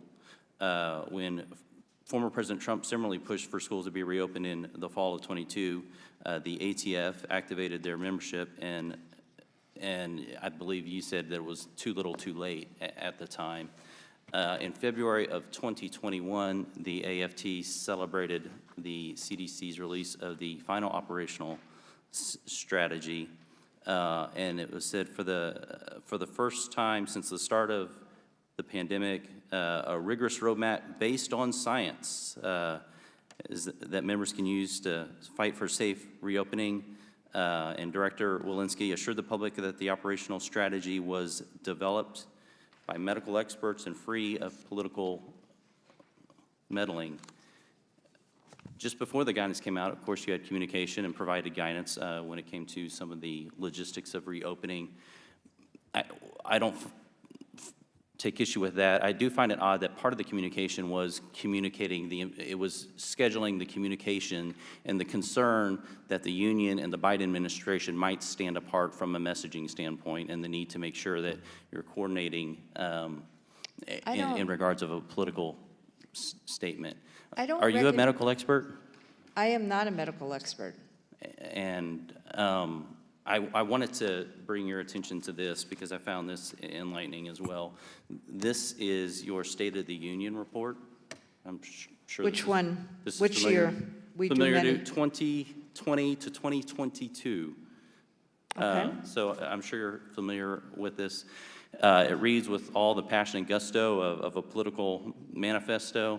There's everything in here on thoughts from promoting government-run healthcare, inflation, immigration, abortion, voting and election law, efforts to promoting unionization, not just for teachers, but for all industries, Second Amendment issues, weighing in on the war of the Ukraine. I was also struck by what wasn't in here. The word political appears 29 times, and always in the context, almost always in the context of dollars spent on campaigns.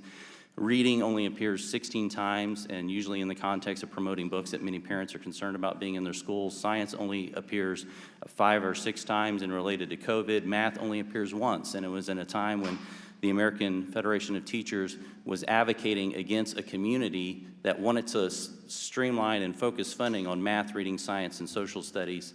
It went on to talk about how some of the money is being used. Colorado used solidarity funds to maintain the Democratic majority in the Colorado House of Representatives, the Florida Education Association. It went on to say for the first time in Florida, Republican voters outnumber Democratic voters, and it went on to talk about the effort to reverse that trend that the union has.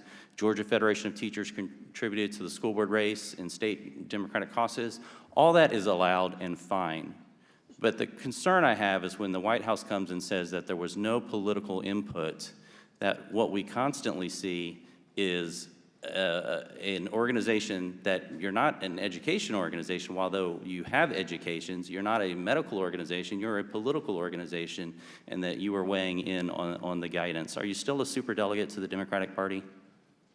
I am still a delegate to the DNC, yes. Okay, which, again, you have all realms to do, and you should participate. I have a concern when the White House is making decisions based on political science versus real science. I think my time is up, and I yield back. Now recognize Mr. Frost from Florida for 5 minutes of questions. Thank you, Mr. Chairman. During today's hearing, Republicans on this committee are attempting to paint the American Federation of Teachers as a destructive special interest group out to harm students. They are not. AFT represents our talented, generous, and compassionate educators who are the backbone of this nation's child care and our children's home away from home. This is personal for me. My mother's been a public school educator for 37 years, teaching special education. She actually retires this year. And this is rich. It's ironic. and it has no one fooled. This is to distract from the real special interest group that is the real threat to children all across this country, the NRA. And look, I recognize that the pandemic has had real impacts on American children, but make no mistake, for a brief time in this country, children didn't have to memorize emergency exits. Children didn't have to practice active shooter drills more than they're doing fire drills. Children didn't have to walk around with a Kevlar backpack or figure out what they have to do if a shooter were to come into their classroom. Students are begging for Congress to have the courage to act on gun violence. If you care about students, if you care about schools, fight for a world where students are not dying in a pool of their own blood in the classrooms that they're supposed to be learning in. If Republicans gave a damn about America's children, they would pass legislation to end gun violence, to keep students safe, to keep teachers safe, to keep administrators safe, and the staff at the schools. If Republicans gave a damn about the next generation, they wouldn't be actively trying to cut funding for your kid's school and turning a blind eye to the gun violence that's killing children every single day in this country. If they give a damn about gun violence, they wouldn't be going after teachers over some emails about school safety from 2 years ago. Let me tell you what people are actually going through. My friend Manuel Oliver lost his son Joaquin in the Parkland shooting, Joaquin Oliver, in Parkland, Florida. And when I think about what our children are going through and the real threat to them, I think about the autopsy of Joaquin Oliver. I quote, "A significant amount of bleeding. The bleeding went into his right chest cavity and started compressing his lungs. By basically drowning, he died in a pool of his own blood." That is what happened to Joaquin Oliver. That is the threat that our students are going through. 549 children and teens have already been lost to gun violence this year alone. And yet here we are, burying our heads in the sand, ignoring the problem, and refusing to put legislation on the floor. Ma'am, thank you so much for being here today. What impact does a child living through mass shooting or other gun-related events have on their development, mental health, and ability to learn? Look, it's terrible. I mean, we represent the educators in Parkland and the educators in Sandy Hook. And gun violence is the #1 cause of death of kids. And yes, obviously we should be doing a lot more about that. And I just hope that this caring that I've heard all day long about kids on both sides, it will translate into what we do today and going forward about helping our kids. Yeah. That it's that this sentiment that I've heard is actually taken to help our kids and not just questioning me about when I talk to Dr. Walensky. Yeah. I mean, if we held an oversight hearing on this and invited survivors, teachers, students, parents, do you think that the committee would find that inaction in Congress on gun violence to be appropriate? How do you feel like the parents and the students would feel? Look, I hear from teachers and kids all the time. What this committee hasn't asked me is I've been in, I think, 147 work sites or 150 work sites between April 2021 and April 2023. I walk the walk with parents and teachers and children, and they are scared about gun violence and about the ready access of guns. They're scared. I hear it all the time. Yeah. Well, thank you so much. Thank you for your work, and thank you for your perspective on children, their overall health, well-being, and development. This is one of the greatest threats to kids in schools. This is one of the greatest threats to teachers and our families in the school system. Not whatever they're talking about right now to score political points, but the fact that our kids are being shot. That if your child, and I'm speaking to the parents of this country, God forbid if your child were to die before the age of 18, the most likely reason is because they were shot to death. I find that unacceptable, but Republicans on this committee do not. And that's why we're here today. Thank you. I yield back. Now recognize Dr. Joyce from Pennsylvania for 5 minutes of questions. Thank you for yielding, Mr. Chairman, and thank you for appearing here today in front of us, Ms. Weingarten. Throughout the pandemic, we all heard, follow the science. In guidance released back in June of 2020, the American Academy of Pediatrics called for a return to in-person learning, and they further state in their guidance for safe schools and the promotion of in-person learning, quote, remote learning exacerbated existing educational inequities, was detrimental to educational attainment, and drastically worsened the growing mental health crisis among children and adolescents. Ms. Weingarten, do you agree that in-person learning provides the best educational opportunity for students? Yes. Do you agree that remote learning may exacerbate educational inequities, be detrimental to educational attainment, and worsen a growing mental health crisis in children? Yes. One of the worst side effects of prolonged school closures has been learning loss. Is a pandemic associated with learning loss? Is that real? Well, yes, of course it's I real. agree with you, it but, has been But what we also saw,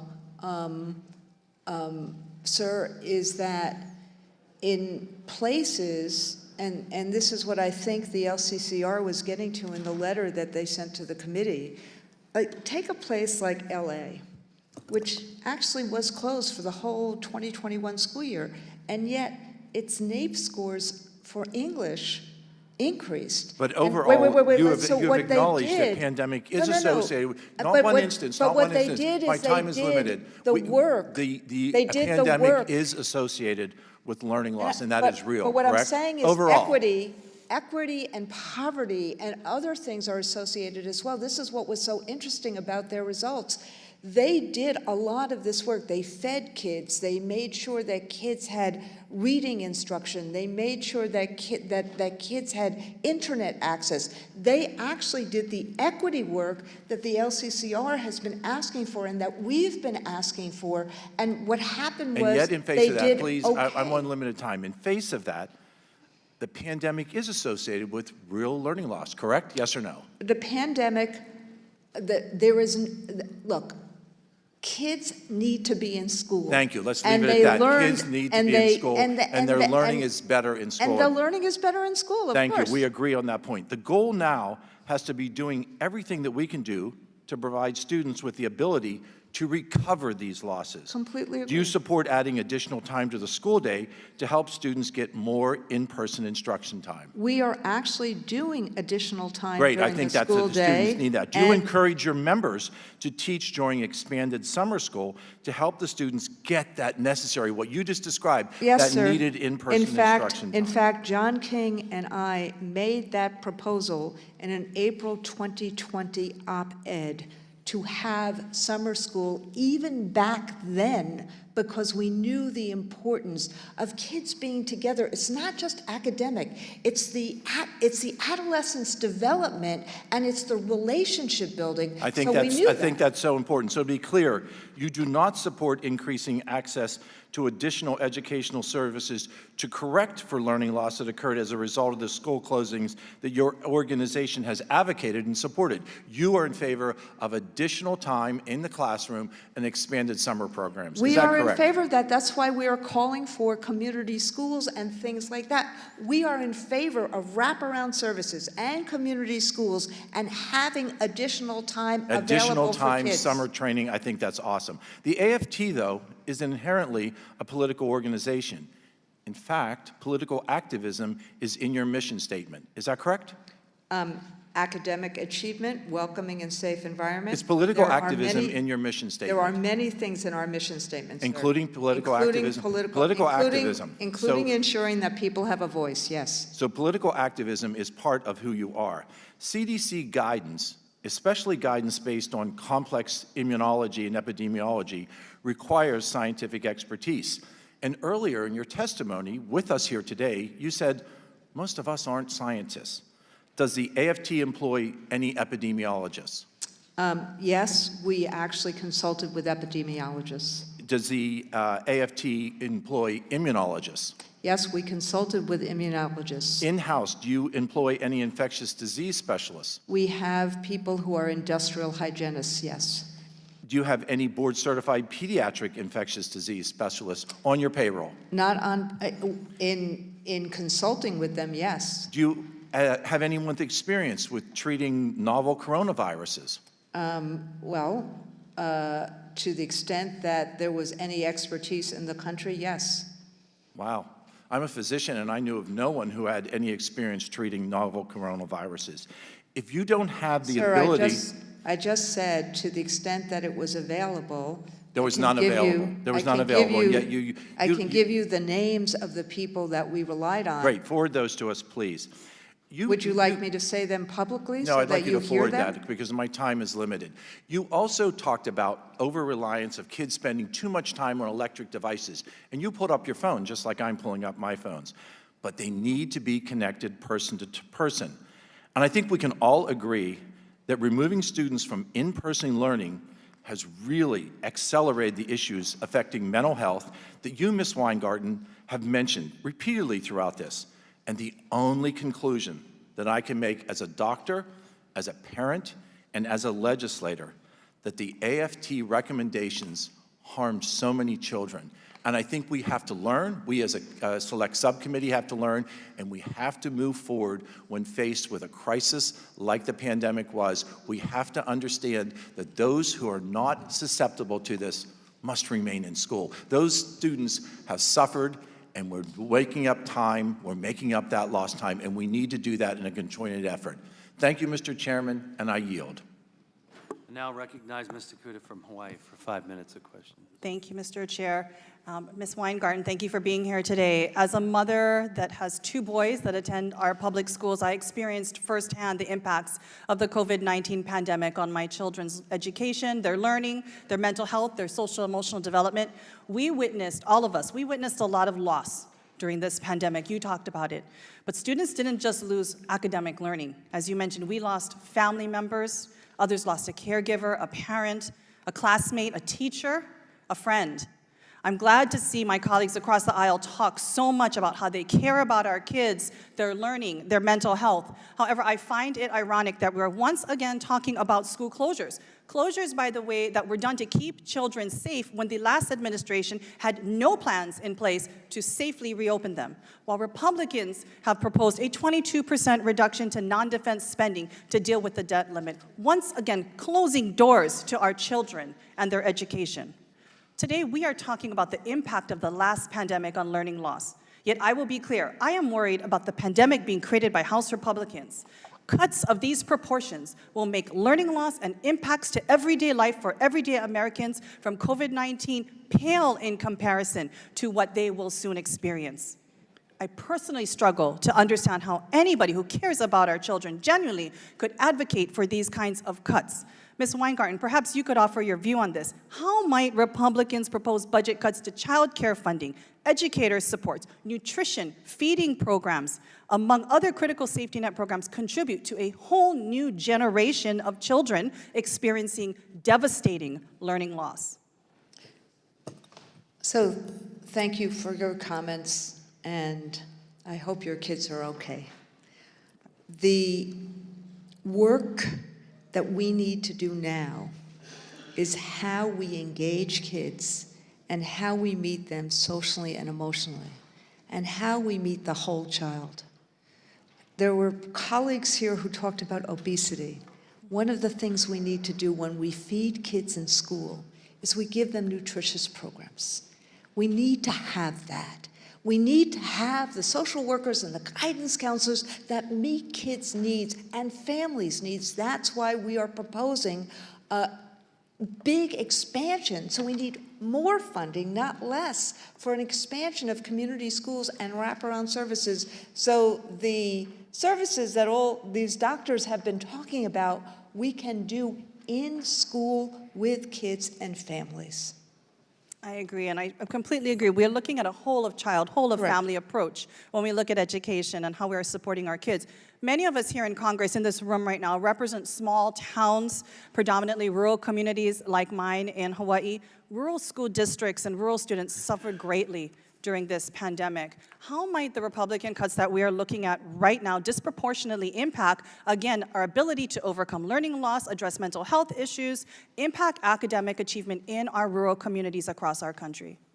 Look, if you already don't have a guidance counselor, or if a guidance counselor is there for about 400 or 500 kids, and you start cutting Title I and cutting IDEA and funds for special needs, that means we're going to have fewer and fewer of them. And it means it's going to get worse and worse. So at the very moment that everyone, I think, seems to agree that our kids matter and should be a priority, then the funding for them should be a priority. Absolutely. If the Republicans' proposed cuts are implemented, it would have a significant impact on critical programs and resources available to all of our children. In particular, I'm looking at childcare. A 22% cut would mean 200,000 children lose access to Head Start slots, and another 100,000 children lose access to childcare. Now, this undermines our children's basic foundations for education and how they will articulate through the system, as we know, making it more difficult as well for parents to rejoin the workforce, contribute to our economy. Access to affordable, high-quality childcare is a critical component, I think, as many of us in this room agree, to a child's growth and development. Again, if we are truly looking at learning loss and staving off learning loss, childcare is critical. It affords substantial benefits for these children as they grow and age into adolescent and adulthood. I should also note that childcare boosts the economy by allowing parents, as I mentioned, to once again rejoin the workforce. In contrast to Republican draconian cuts to programs that support working families, we have, as congressional Democrats, taken decisive actions to put Americans on firmer footing as we emerge from this pandemic.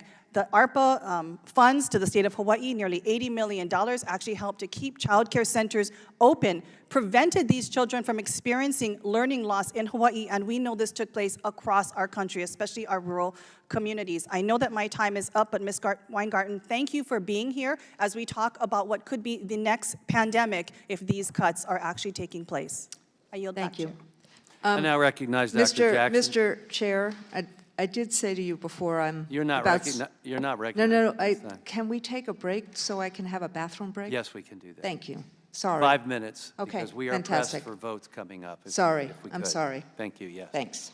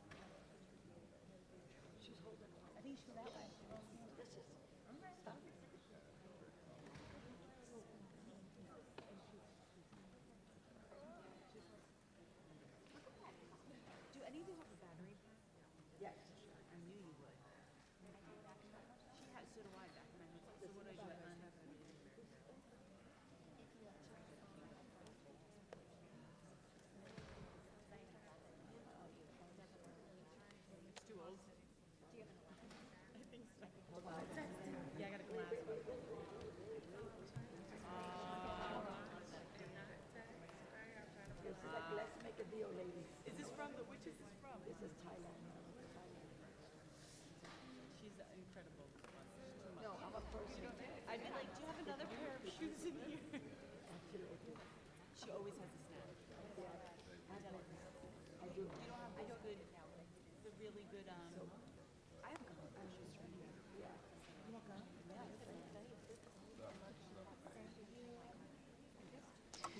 Thank you, Mr. Chair. I know you have a, so I just wanted to rush. Committee comes back to order. I now recognize Dr. Jackson from Texas for 5 minutes of questions. Thank you, Mr. Chair. Ms. Weingarten, I honestly thank you for coming today. I don't honestly know if I even have a question for you, to be honest with you. I feel like that I don't know what the point is at this particular point. I think most people know what happened at this point. I think anybody that's watched what's gone on for the last few years knows exactly what happened. I'm just going to make a statement. I just want to say that, you know, early on, this is how most people view this. Early on, the data showed that children were unlikely to become infected, spread the infection, become ill, or die from COVID-19. That's a fact. Data also showed that school closures, social distancing, masking, and testing provided no benefit to the students or their adult educators. That's also a fact.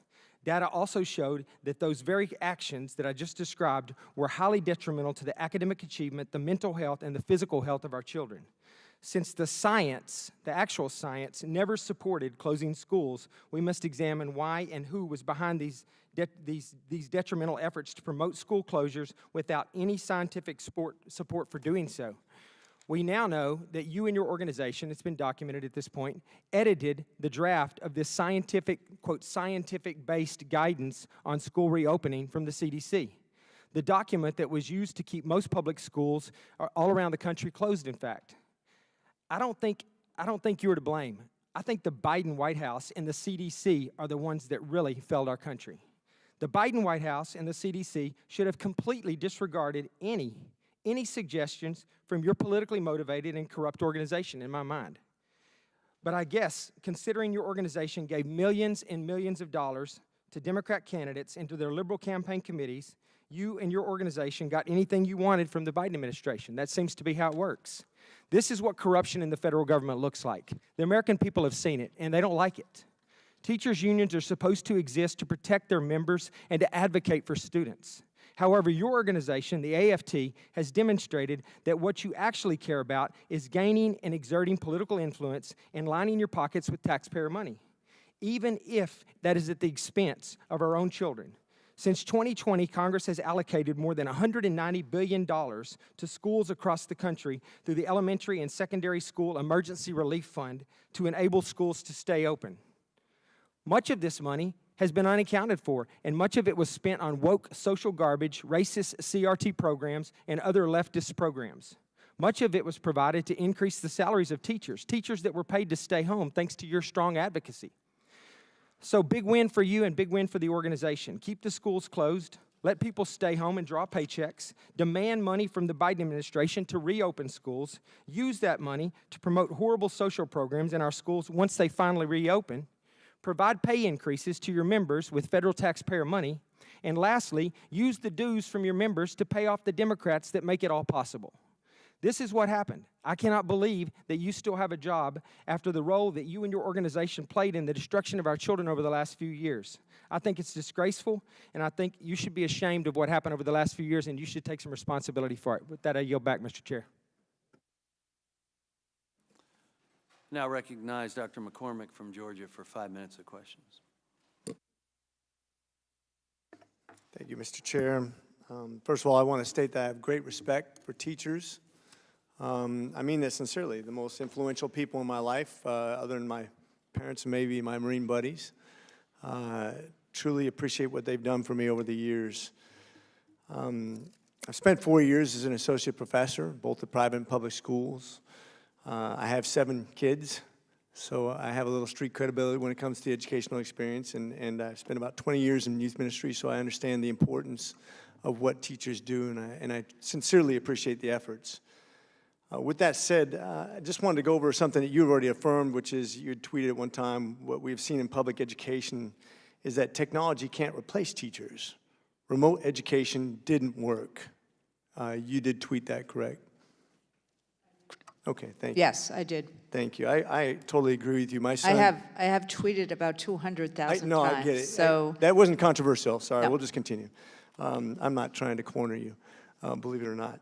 I agree with you. My son actually was having problems during this educational experience where he couldn't get a teacher to meet with him well into the pandemic, where he was remotely learning, but he doesn't do math so well. He's like his dad. and he needed help in person, and even with precautions wasn't allowed to come in. So it really affected his educational experience in a negative way to the point where he had to drop out of a class. It was harmful to him in that educational experience, just like many other students. We've seen it with countless families across the spectrum. We've seen a 5% dip in white students, 13% in African Americans, 8% in Hispanics, a great educational disparity that happened because of this educational experience that we experienced because of COVID. Would you agree that public education is an essential service? Yes or no? Yes, absolutely. Thank you. Me too. I was on the front lines of the ER during this pandemic. I treated thousands of patients. First line from the beginning when we didn't have any vaccinations all the way to December 28th, my last shift. Would you agree that the emergency room doc is also an essential service? Of course. Thank you. Me too. I mean, and sir, No, I you may get you. not, you It's may a not simple know. question. No, I'm We not- represent about 200,000. I get you. And I nurses. represent a lot of ER doctors too, Yeah, so I get and you. my sister is So, an intensive care Thank you. pediatrician. Thank you for her service. So I will tell her. And of course, we couldn't do our job remotely, correct? As ER physicians, correct? Well, we had over 200,000. I couldn't do no, I get you. I get you. but- Nurses who we represent. I get you. Who did not do their jobs remotely. Right. And we believed in being in school. That's why I Yep. said No, earlier. I get you. We tried from April. Same as 2020. firefighters, same as law enforcement, everybody has their jobs that are essential services that they can't do remotely. And as you said, there are people who came in during some scary times that couldn't work remotely. I don't think we're trying to argue about what is essential services. I think we all agree on what those are, whether it be a clerk that actually helps you get your meals or your groceries, or somebody who's serving you in very real ways and required ways. I think we all agree on those things. And I get that it's scary. And I get that at the very beginning, there was definitely a reason to be overly concerned because we didn't know how this was going to work. It's a novel virus. I get it. And as we started to develop things, you guys got the wrong information a lot of times. So did we, because it was politicized.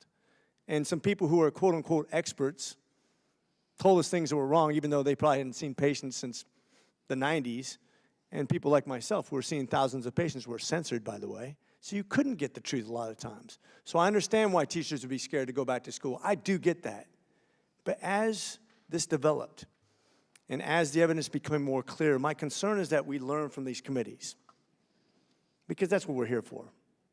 I don't think anybody disagrees that the whole reason we're here for this committee is so that we don't repeat our mistakes. We have to admit that we made mistakes. We all make mistakes. Doctors made mistakes. We used to not use NSAIDs. We didn't use steroids. We intubated patients. People died because of mistakes we made during a novel coronavirus that we learned from. But would you, as the head of this union, admit that teachers maybe should have gone back to school earlier with retrospective information so we don't make the same mistakes in the future and leave so many kids behind? Look, I regret COVID. I regret what has happened here. So I'm just asking a simple question. I want to learn from this, and No, I know what you regret, but I have 20 seconds left. I think you'd be, if you'd let me answer, I think Sure. you'd be surprised at my answer. Okay. I regret the fear that was there. And part of the reason we wanted clear information was because we had a role in terms of overcoming fear. I think this book that just came out yesterday actually gives us a roadmap for what we need to do going forward. Because I do think we didn't get it right. I think the ventilation issues, the testing issues, actually were more important than the social distancing issues. I agree with you. There were things that we really didn't get right. Gentleman's time has expired. I now recognize Mr. Garcia from California for 5 minutes of questions. Thank you very much, Mr. Chairman.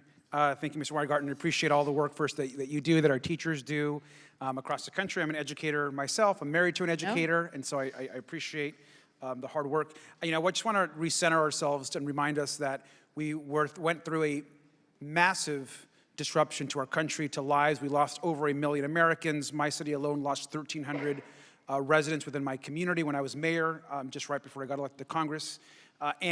This was a traumatic, horrific event and the largest loss of life event of the modern era.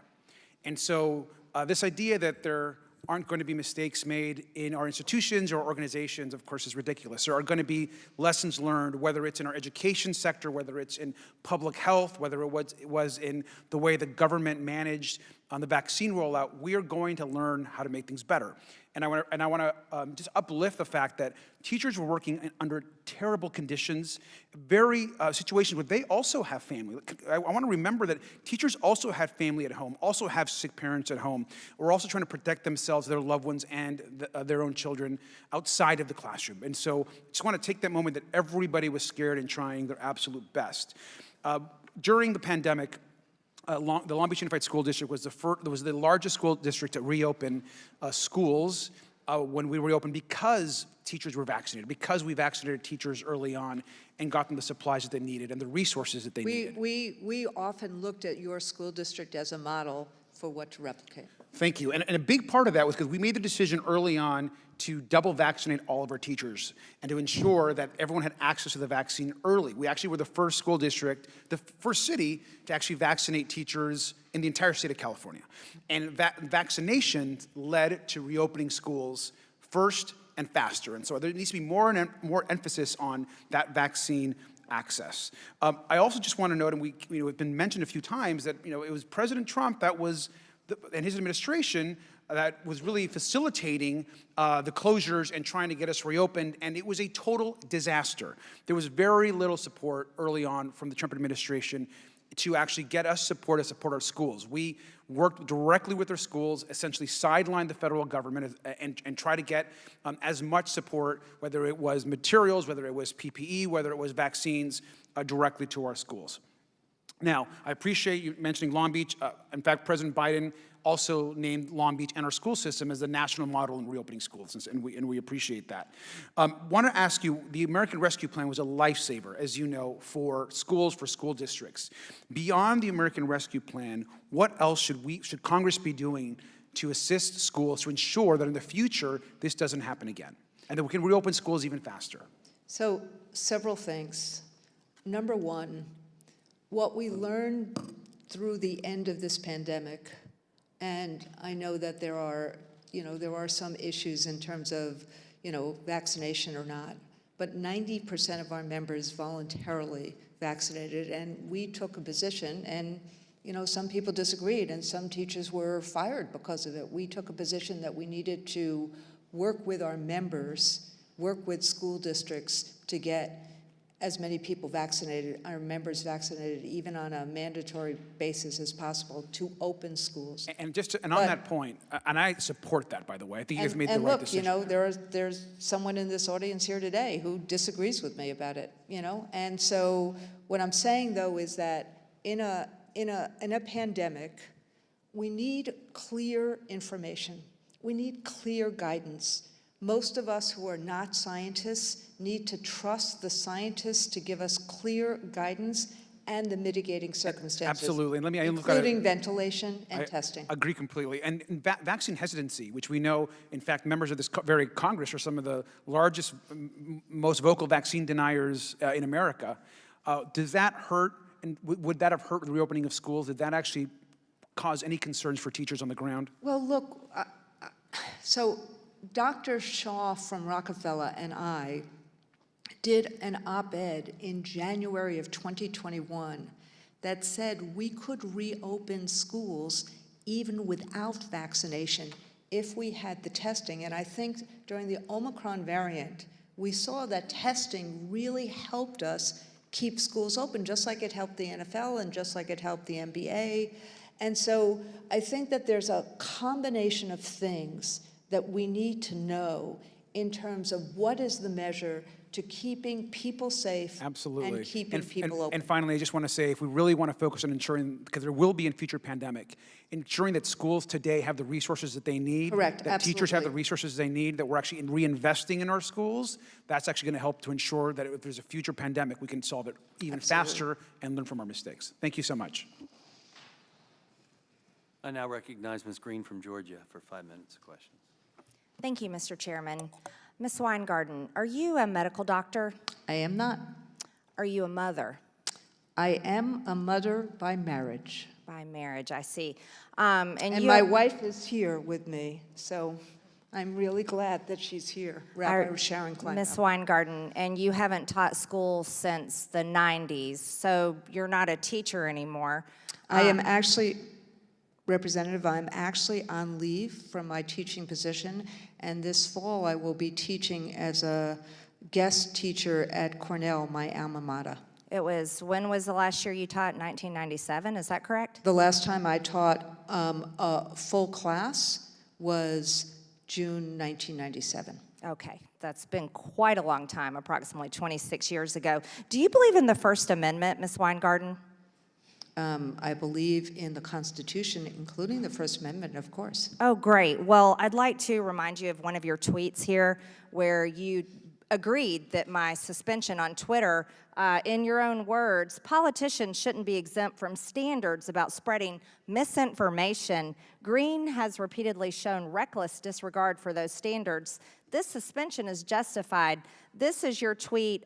Just last year, January 2nd, 2022, I was suspended for my statements about COVID-19 as a member of Congress, by the way. And also, I'd like to point out by the emojis by your name here, it looks like you're more of a political activist than anything. Clearly, unfortunately, you think Ukraine comes before the United States. I'm not sure what the black flex is. I mean, is that digital blackface? But congratulations on graduating from school. But I'd like to No, go... it is about honoring black Ms. educators. Weingarten, I reclaim my time. I didn't ask you a question. Sorry. What I'd like to talk about is your recommendations to the CDC as not a medical doctor, not a biological mother, and really not a teacher either. So what you did is you advised the CDC... Mr. Chairman, that's attacking Excuse me, someone's this is my time. You advised the CDC to have schools provide remote work, options for staff that have documented high-risk conditions who are increased risk for severe illness from COVID-19 to limit the risk of workplace exposure, telework, virtual teaching opportunities, modified job responsibilities, environmental modifications, scheduling flexibility, temporary reassignments to different job responsibilities. None of your advice had to do with to stop the spread of COVID-19. It was all about teachers staying home. And there was big results of that. Let me tell you, I am a mother, and all 3 of my children were directly affected by the school closures, by your recommendations, which is something that you really can't understand. I'd like to point out, let's talk about the real effects of this. Obviously, we know the test results. Oh, and by the way, you celebrating what I had said on Twitter, I had said that children should be in school. I had said the truth, that children were not dying at high rates of COVID-19 like older people were. I had also advocated for our children, not for teachers getting to stay home and kids being forced into virtual schooling. I advocated for the safety of our children and for their education. But you, as a political activist, for the president of the teachers union, we're not advocating for anything good for our kids, and our kids have suffered greatly. As a matter of fact, suicides increased. Their rates of learning went down. And you know what else happened to them? Anxiety, depression, all kinds of problems happened to kids. And then ironically, here's something that was shocking to me, and I'll bring this up to you. You know what else happened? While kids were forced to stay home, and you approve of this, the diagnosis of youths with gender dysphoria surged. This is literally 2020, but yet this is 2021. And this is a problem. This is a major problem. And the direct effect of school closures can be seen here. These are diagnoses of gender dysphoria. And you can see it sharply increased after 20 and 21. It went up. The rates went up. So kids were forced to stay home into so-called virtual learning, where they were spending a lot of time on social media, and all of a sudden we see a direct result of this. And this is a major problem. But the other problem is is you had no business advising the CDC what the medical guidelines were for school closures, because now we have a nation of school children who have suffered because of it. The problem is people like you need to admit that you're just a political activist, not a Gentlelady's teacher, time is- not a mother, and not a medical doctor. Gentlelady's time is I yield. expired. I now recognize Mr. Jordan from Ohio for 5 minutes. Point of order, Mr. Chairman. I just want to make note that the decorum of the attacks on the witness were unacceptable that the gentlelady from Georgia just did. And so it'd be nice if we didn't attack the witnesses, particularly and making a decision about whether or not she's a mother. You are a mother. Thank you for being a great parent. Thank you. Your point of order is recognized, Mr. Garcia. A point of Now order? recognize Mr. Point of order? Given that his point of order is recognized, and given that that was not just cruel personal attacks to Ms. Weingarten, who loves her children, it is reflective of the cruel personal attacks to any adopted mother or father who love their children. So I would kindly ask that those remarks be taken out of the record, for the sake of all of the parents who have adopted a child and love them dearly and see them as their own. It was not a violation of the House rules. However, your point of order is recognized. I now recognize Mr. Jordan from Ohio for 5 minutes of question. I thank the chairman. Who cares more, Ms. Weingarten? Who cares more about a child's education, the teachers' union or the child's parents? I would say that, Mr. Jordan or Representative Jordan, teachers, parents and teachers care about kids. Obviously, parents care about their own kids more than probably anyone else, but teachers and parents are real partners in children's education. Okay, that's fine. So you would say, but I ask you, who cares more? You would say parents. Well, parents care. Look, I'm not here to be in a competition. Parents are so important in children's lives. No kidding. Teachers are so important in children's lives I agree. too. Why'd you repost and praise the op-ed that was in the Washington Post? Parents claim they have the right to shape their kids' school curriculum. They don't. And then you posted that and you said this was a great piece that people should read. Head of Teachers Union praises op-ed claiming parents don't have a right to shape their kids' curriculum. You really believe that? The headline of that op-ed was not appropriate compared to the actual work in that op-ed. The work in that op-ed talked about, if you actually read that op-ed. You disagree with the headline then? No, I disagreed with the headline. The work in that Okay. op-ed talked about how parents and teachers have to have a role in kids' education. So should the headline have read, parents claim they have a right to shape their kids' school curriculum? They do? Should that have been what the headline said? I don't, Mr. Well, let me ask you, Mr. let me just ask you Jordan, I don't- straightforward. Just let me ask straightforward. Do parents have a right to shape their kids' curriculum? Parents have a right to have a role in their kids' curriculum, yes. Who are the extremist politicians? You did 25 pages of your written testimony. You had 14 pages. Your law firm had, I think, the other 11. And right at the end of the main body of your written testimony, before you get into the issue of today about the consultation you guys had with the CDC, you say in this last paragraph, attacks by extremist politicians have undermined teachers in schools. Well, who are the extremist politicians? I think you just heard one, sir. So Ms. Greene's one of them. I think, look, Okay, that's what I you think think. I think the issue is the culture wars that are going on in schools right now, banning books, undermining teachers. How about this statement? I don't think parents should be telling schools what to teach. You just told me a few minutes ago you didn't agree with that sentiment. Is that a statement that's a statement from a politician? Is that extremist? I believe that parents have to have a role in kids' education. And in fact, when I was teaching at Clara Barton High School, we had parent engagement all the time. Who said this I statement? would bring, if you want me to finish, I'll finish. I, like so many other teachers, used to do, I was a high school social studies teacher. I know Yep. you were a wrestling coach. I was a high school social studies Yep. teacher. My wife taught our kids, went to public school. We appreciate good teachers. Yeah, My coach, no, my high we- school coach, had a I huge mean, impact on my life. I know, and I honor that. Same here. But we, so what I would do, and so many other teachers But do I as asked you a specific question. I don't think parents should be telling schools what to teach. Do you know who made that statement? I don't know. September 28, 2021, candidate for governor in the state of Virginia. You know who made that statement? I don't, are you talking about Mr. McAuliffe? I am talking about Mr. McAuliffe. He made that statement. Is that extremist? Is that an extremist political statement? In fact, what I did, Mr. Jordan, was when I heard that No, we know what you did. You endorsed him and No, did a when I- six-figure ad buy. Your when I- organization when I- did 18 days later. When I did, Mr. Jordan, is when I heard that statement, I called Mr. McAuliffe and I told him I disagreed with him But on it that wasn't enough to statement. get you to not do a six-figure ad buy for his campaign. Well, what the ad buy did was do what we thought Mr. McAuliffe was, which was That really same paragraph, supportive that same of paragraph on page teachers 12. I just and got a minute. parents. I just got a minute. Sorry. Same paragraph on page 12. You say most Americans disapprove of the culture wars that have saturated education policy. Who started the culture wars?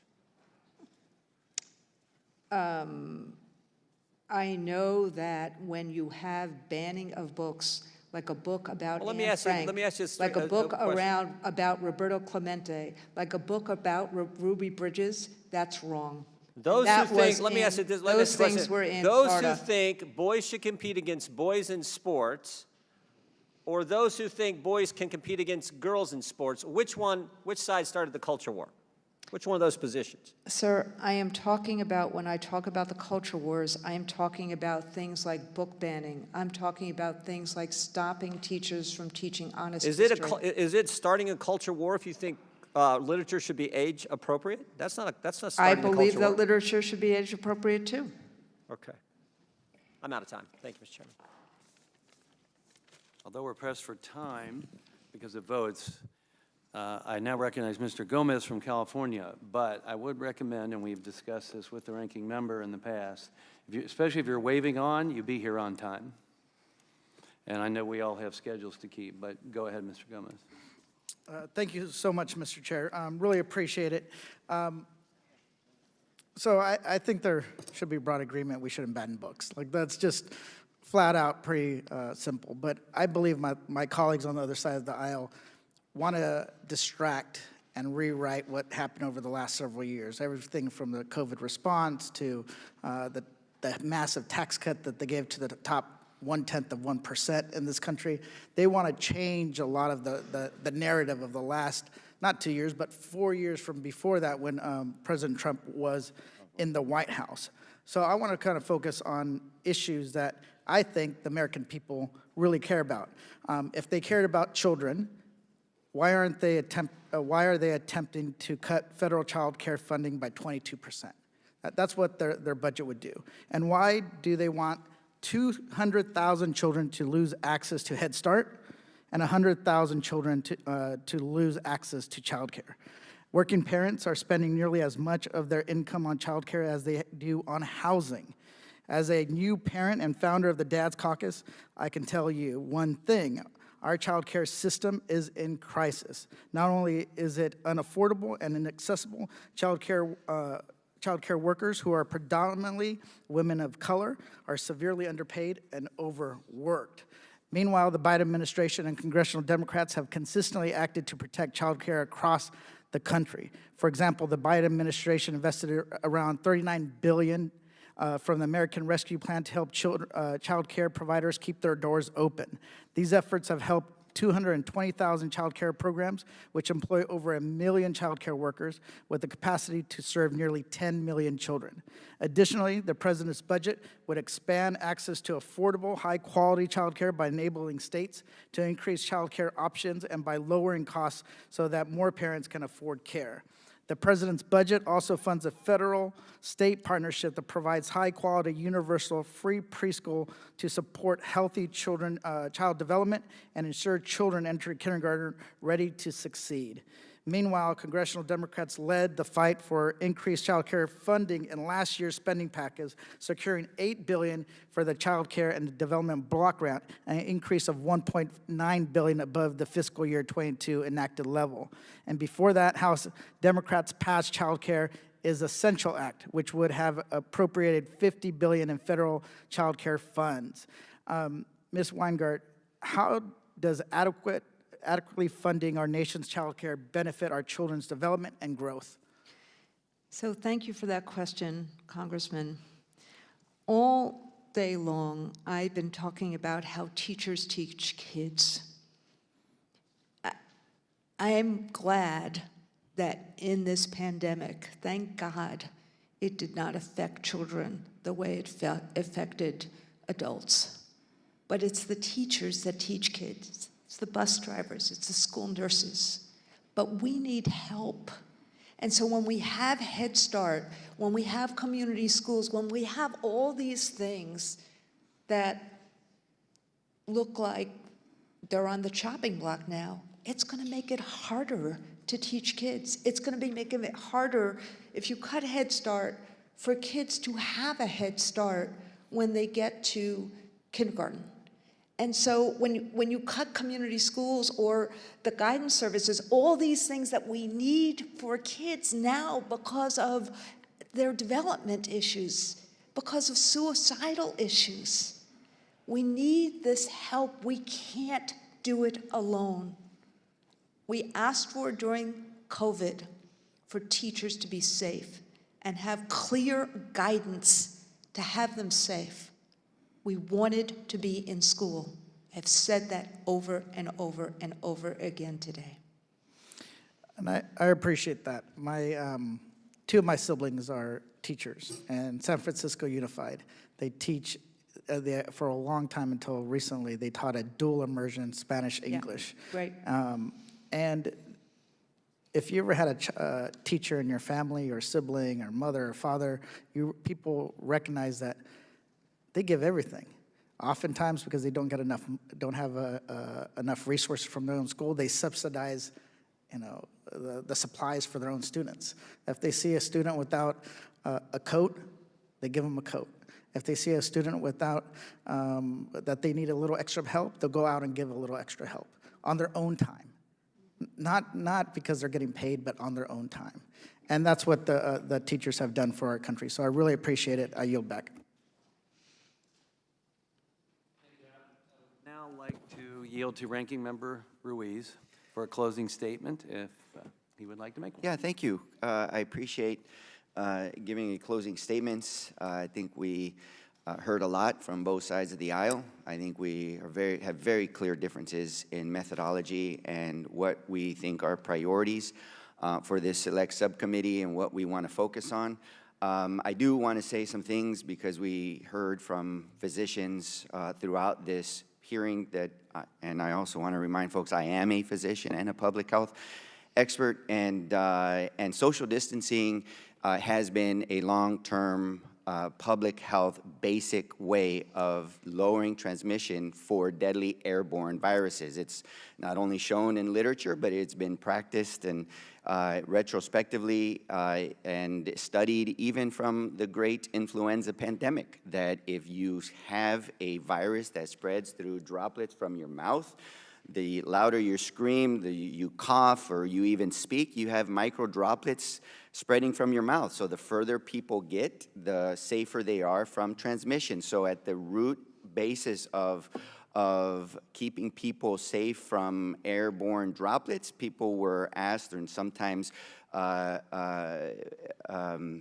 regulated to stay far from each other. So I really want to defend public health and public health practice and say that in the event of a novel airborne deadly pandemic, social distancing is one of the crude and also rudimentary public health measures to keep people safe. But what we want to do for the next airborne deadly pandemic is that we want to create safe environments so that people can socialize, so we don't have to close the school, so we don't have to do these things to keep students apart from each other. And I think that's what we should be focusing here today. Exactly right. We should be focusing, thinking ahead for that next airborne, deadly pandemic on how can we save lives, how can we lower transmission, and how can we keep kids safely in schools so we don't need to practice the social distancing that has shown to work. So look, the charge of this Select Subcommittee is to understand the COVID-19 pandemic so that we can prevent and prepare for future public health crises. Our mission is to get ahead of future deadly novel viruses with the potential to devastate our communities so that none of us have to endure another pandemic. Yet today, instead of doing the critical work or the work of addressing learning loss from the pandemic, that's what most parents are concerned about today is my child's mental health and the learning loss. What can we do today to help these children? Or the work of bringing relief to Americans' youth facing a mental health crisis. We rehashed Ms. Weingarten's emails and her organization's common sense feedback on school reopening guidelines. Guidance that, as you may recall, led to 95% of schools returning to in-person learning just 1 year into the Biden administration. Look, we all agree that the pandemic took a serious toll on our nation's kids. The question is, what are we doing to help our students and their parents?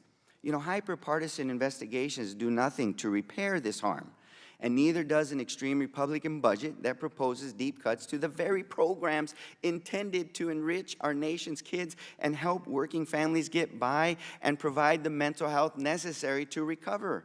Programs like Head Start, WIC, IDEA grants, and more, all of which will be gutted by Republicans' Default on America Act. So let me be clear. Republicans cannot claim to be serious about protecting our nation's kids and families while pushing devastating cuts to programs that pave the way for children to grow and thrive. In fact, those cuts do the opposite. They make the problem worse. They hurt our children and our families. And it is my hope that going forward, the work of the Select Subcommittee will focus on the facts and lead with the purpose of developing the forward-looking policy solutions to the challenges facing our nation. There is still time for us to change course, to discard the partisan allegations, the vilifications of individuals and organizations, to make partisan accusations and investigations intended to score some points, you know, and to put people, because this is what we must do, we must put people over politics and work together to save lives, now and for the future pandemic. Thank you.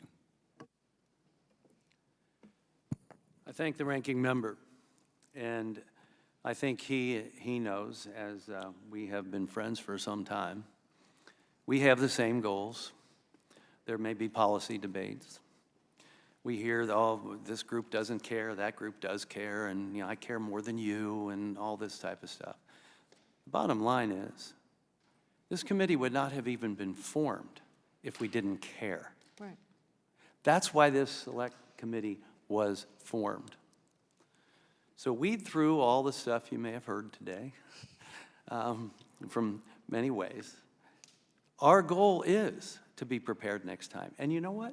Next time, we may have a pandemic that affects kids more than adults. Correct. And how are we going to be ready for it? Correct. And that's really what we're after. We have 2 years to do this. It's a short time, and there's so many topics to cover. So I hope that as we go through the process, understand the things that were mentioned we need to talk about. We plan to talk about all those. What programs are actually working? It's our job for oversight to decide how much are we spending on things and where is the money going and is it actually having a return on investment? Because that's a smart thing to do. Of course. So, you know, you hear things today like, oh, you don't like these guidelines. As I said to you, the guidelines that I questioned you about as being accepted, I agreed with them. I didn't have a problem with them. That wasn't the issue. So I hope that you can see that we are working towards finding the process, understanding the process, make sure that we can do things smartly in the future. That's my goal. That's why I wanted to accept this job when asked to take it on by the Speaker. Look, my family, I've got teachers, and I can tell you, I know my teachers from kindergarten through 8th grade. I still know their names. And I still get together with my 8th grade teacher. You know, they mean a lot to me. Even at my age, he's still hanging on. But, you know, so we, over and over again, you know, like we heard implied that I was against those things. I wasn't. I just wanted to understand the process. And we've had hearings here with the school nurse associations Yes. represented, and we've had good discussions. Now, one of the things you said, though, is you saw much less transmission in the schools. And so me, as a scientist, as a doctor, I'm like, well, then why are you wanting to base things on community rates? That didn't make sense to me. So these are questions we want to get to the answers to. And what data was used, and why did you come to these conclusions? You know, did data give us better choices? It did. And so, you know, you mentioned a couple things that I would like to put into the record, if we can. The written guidance from the medical experts that you talked to, I think it would be good if we got something from them for the record to hear. Well, I certainly can give you their names. Okay. I think that I think a lot of what we did, sir, was we did orally, but so I will give you their names, Okay. and if I can find the written guidance, we will find it, of course. Whatever you can do, or whatever they may want to submit, and maybe they can Sure. recall what they put together, and I think that would be helpful. You know, you mentioned the Cuomo Commission, and that you had your suggestions, guidelines. I'd like to have that as well, things that were there for reopening. And you did mention that you weren't asked by the previous administration. That's fine. Maybe that's another lesson learned, that, you know, look, we're looking at who are the groups that were asked to weigh in. Okay, well, was it helpful? Was it not? This is where we are right now. And so these are legitimate questions. So you got the Cuomo Commission. I know you stated that you had contact with Dr. Walensky, and so I would hope that that was submitted to Dr. Walensky, who did ask for your input. But let me just share something here from Hawaii, and it's an exchange between reporters and our governor in Ohio. And the reporter is saying that Governor DeWine, speaking during a hastily called televised briefing, noted that almost every school district in the state agreed to resume in-person classes by March 1 in exchange for teacher vaccines. But he said Friday that a handful of schools where vaccines had been distributed, including in Akron and Cincinnati, have indicated that they will renege on that agreement and delay reopening. Governor DeWine said that while anyone who wanted the vaccination in Akron schools has received one, school administrators there aren't planning to resume in-person learning until mid-March. Governor then was quoted as saying that's not acceptable either.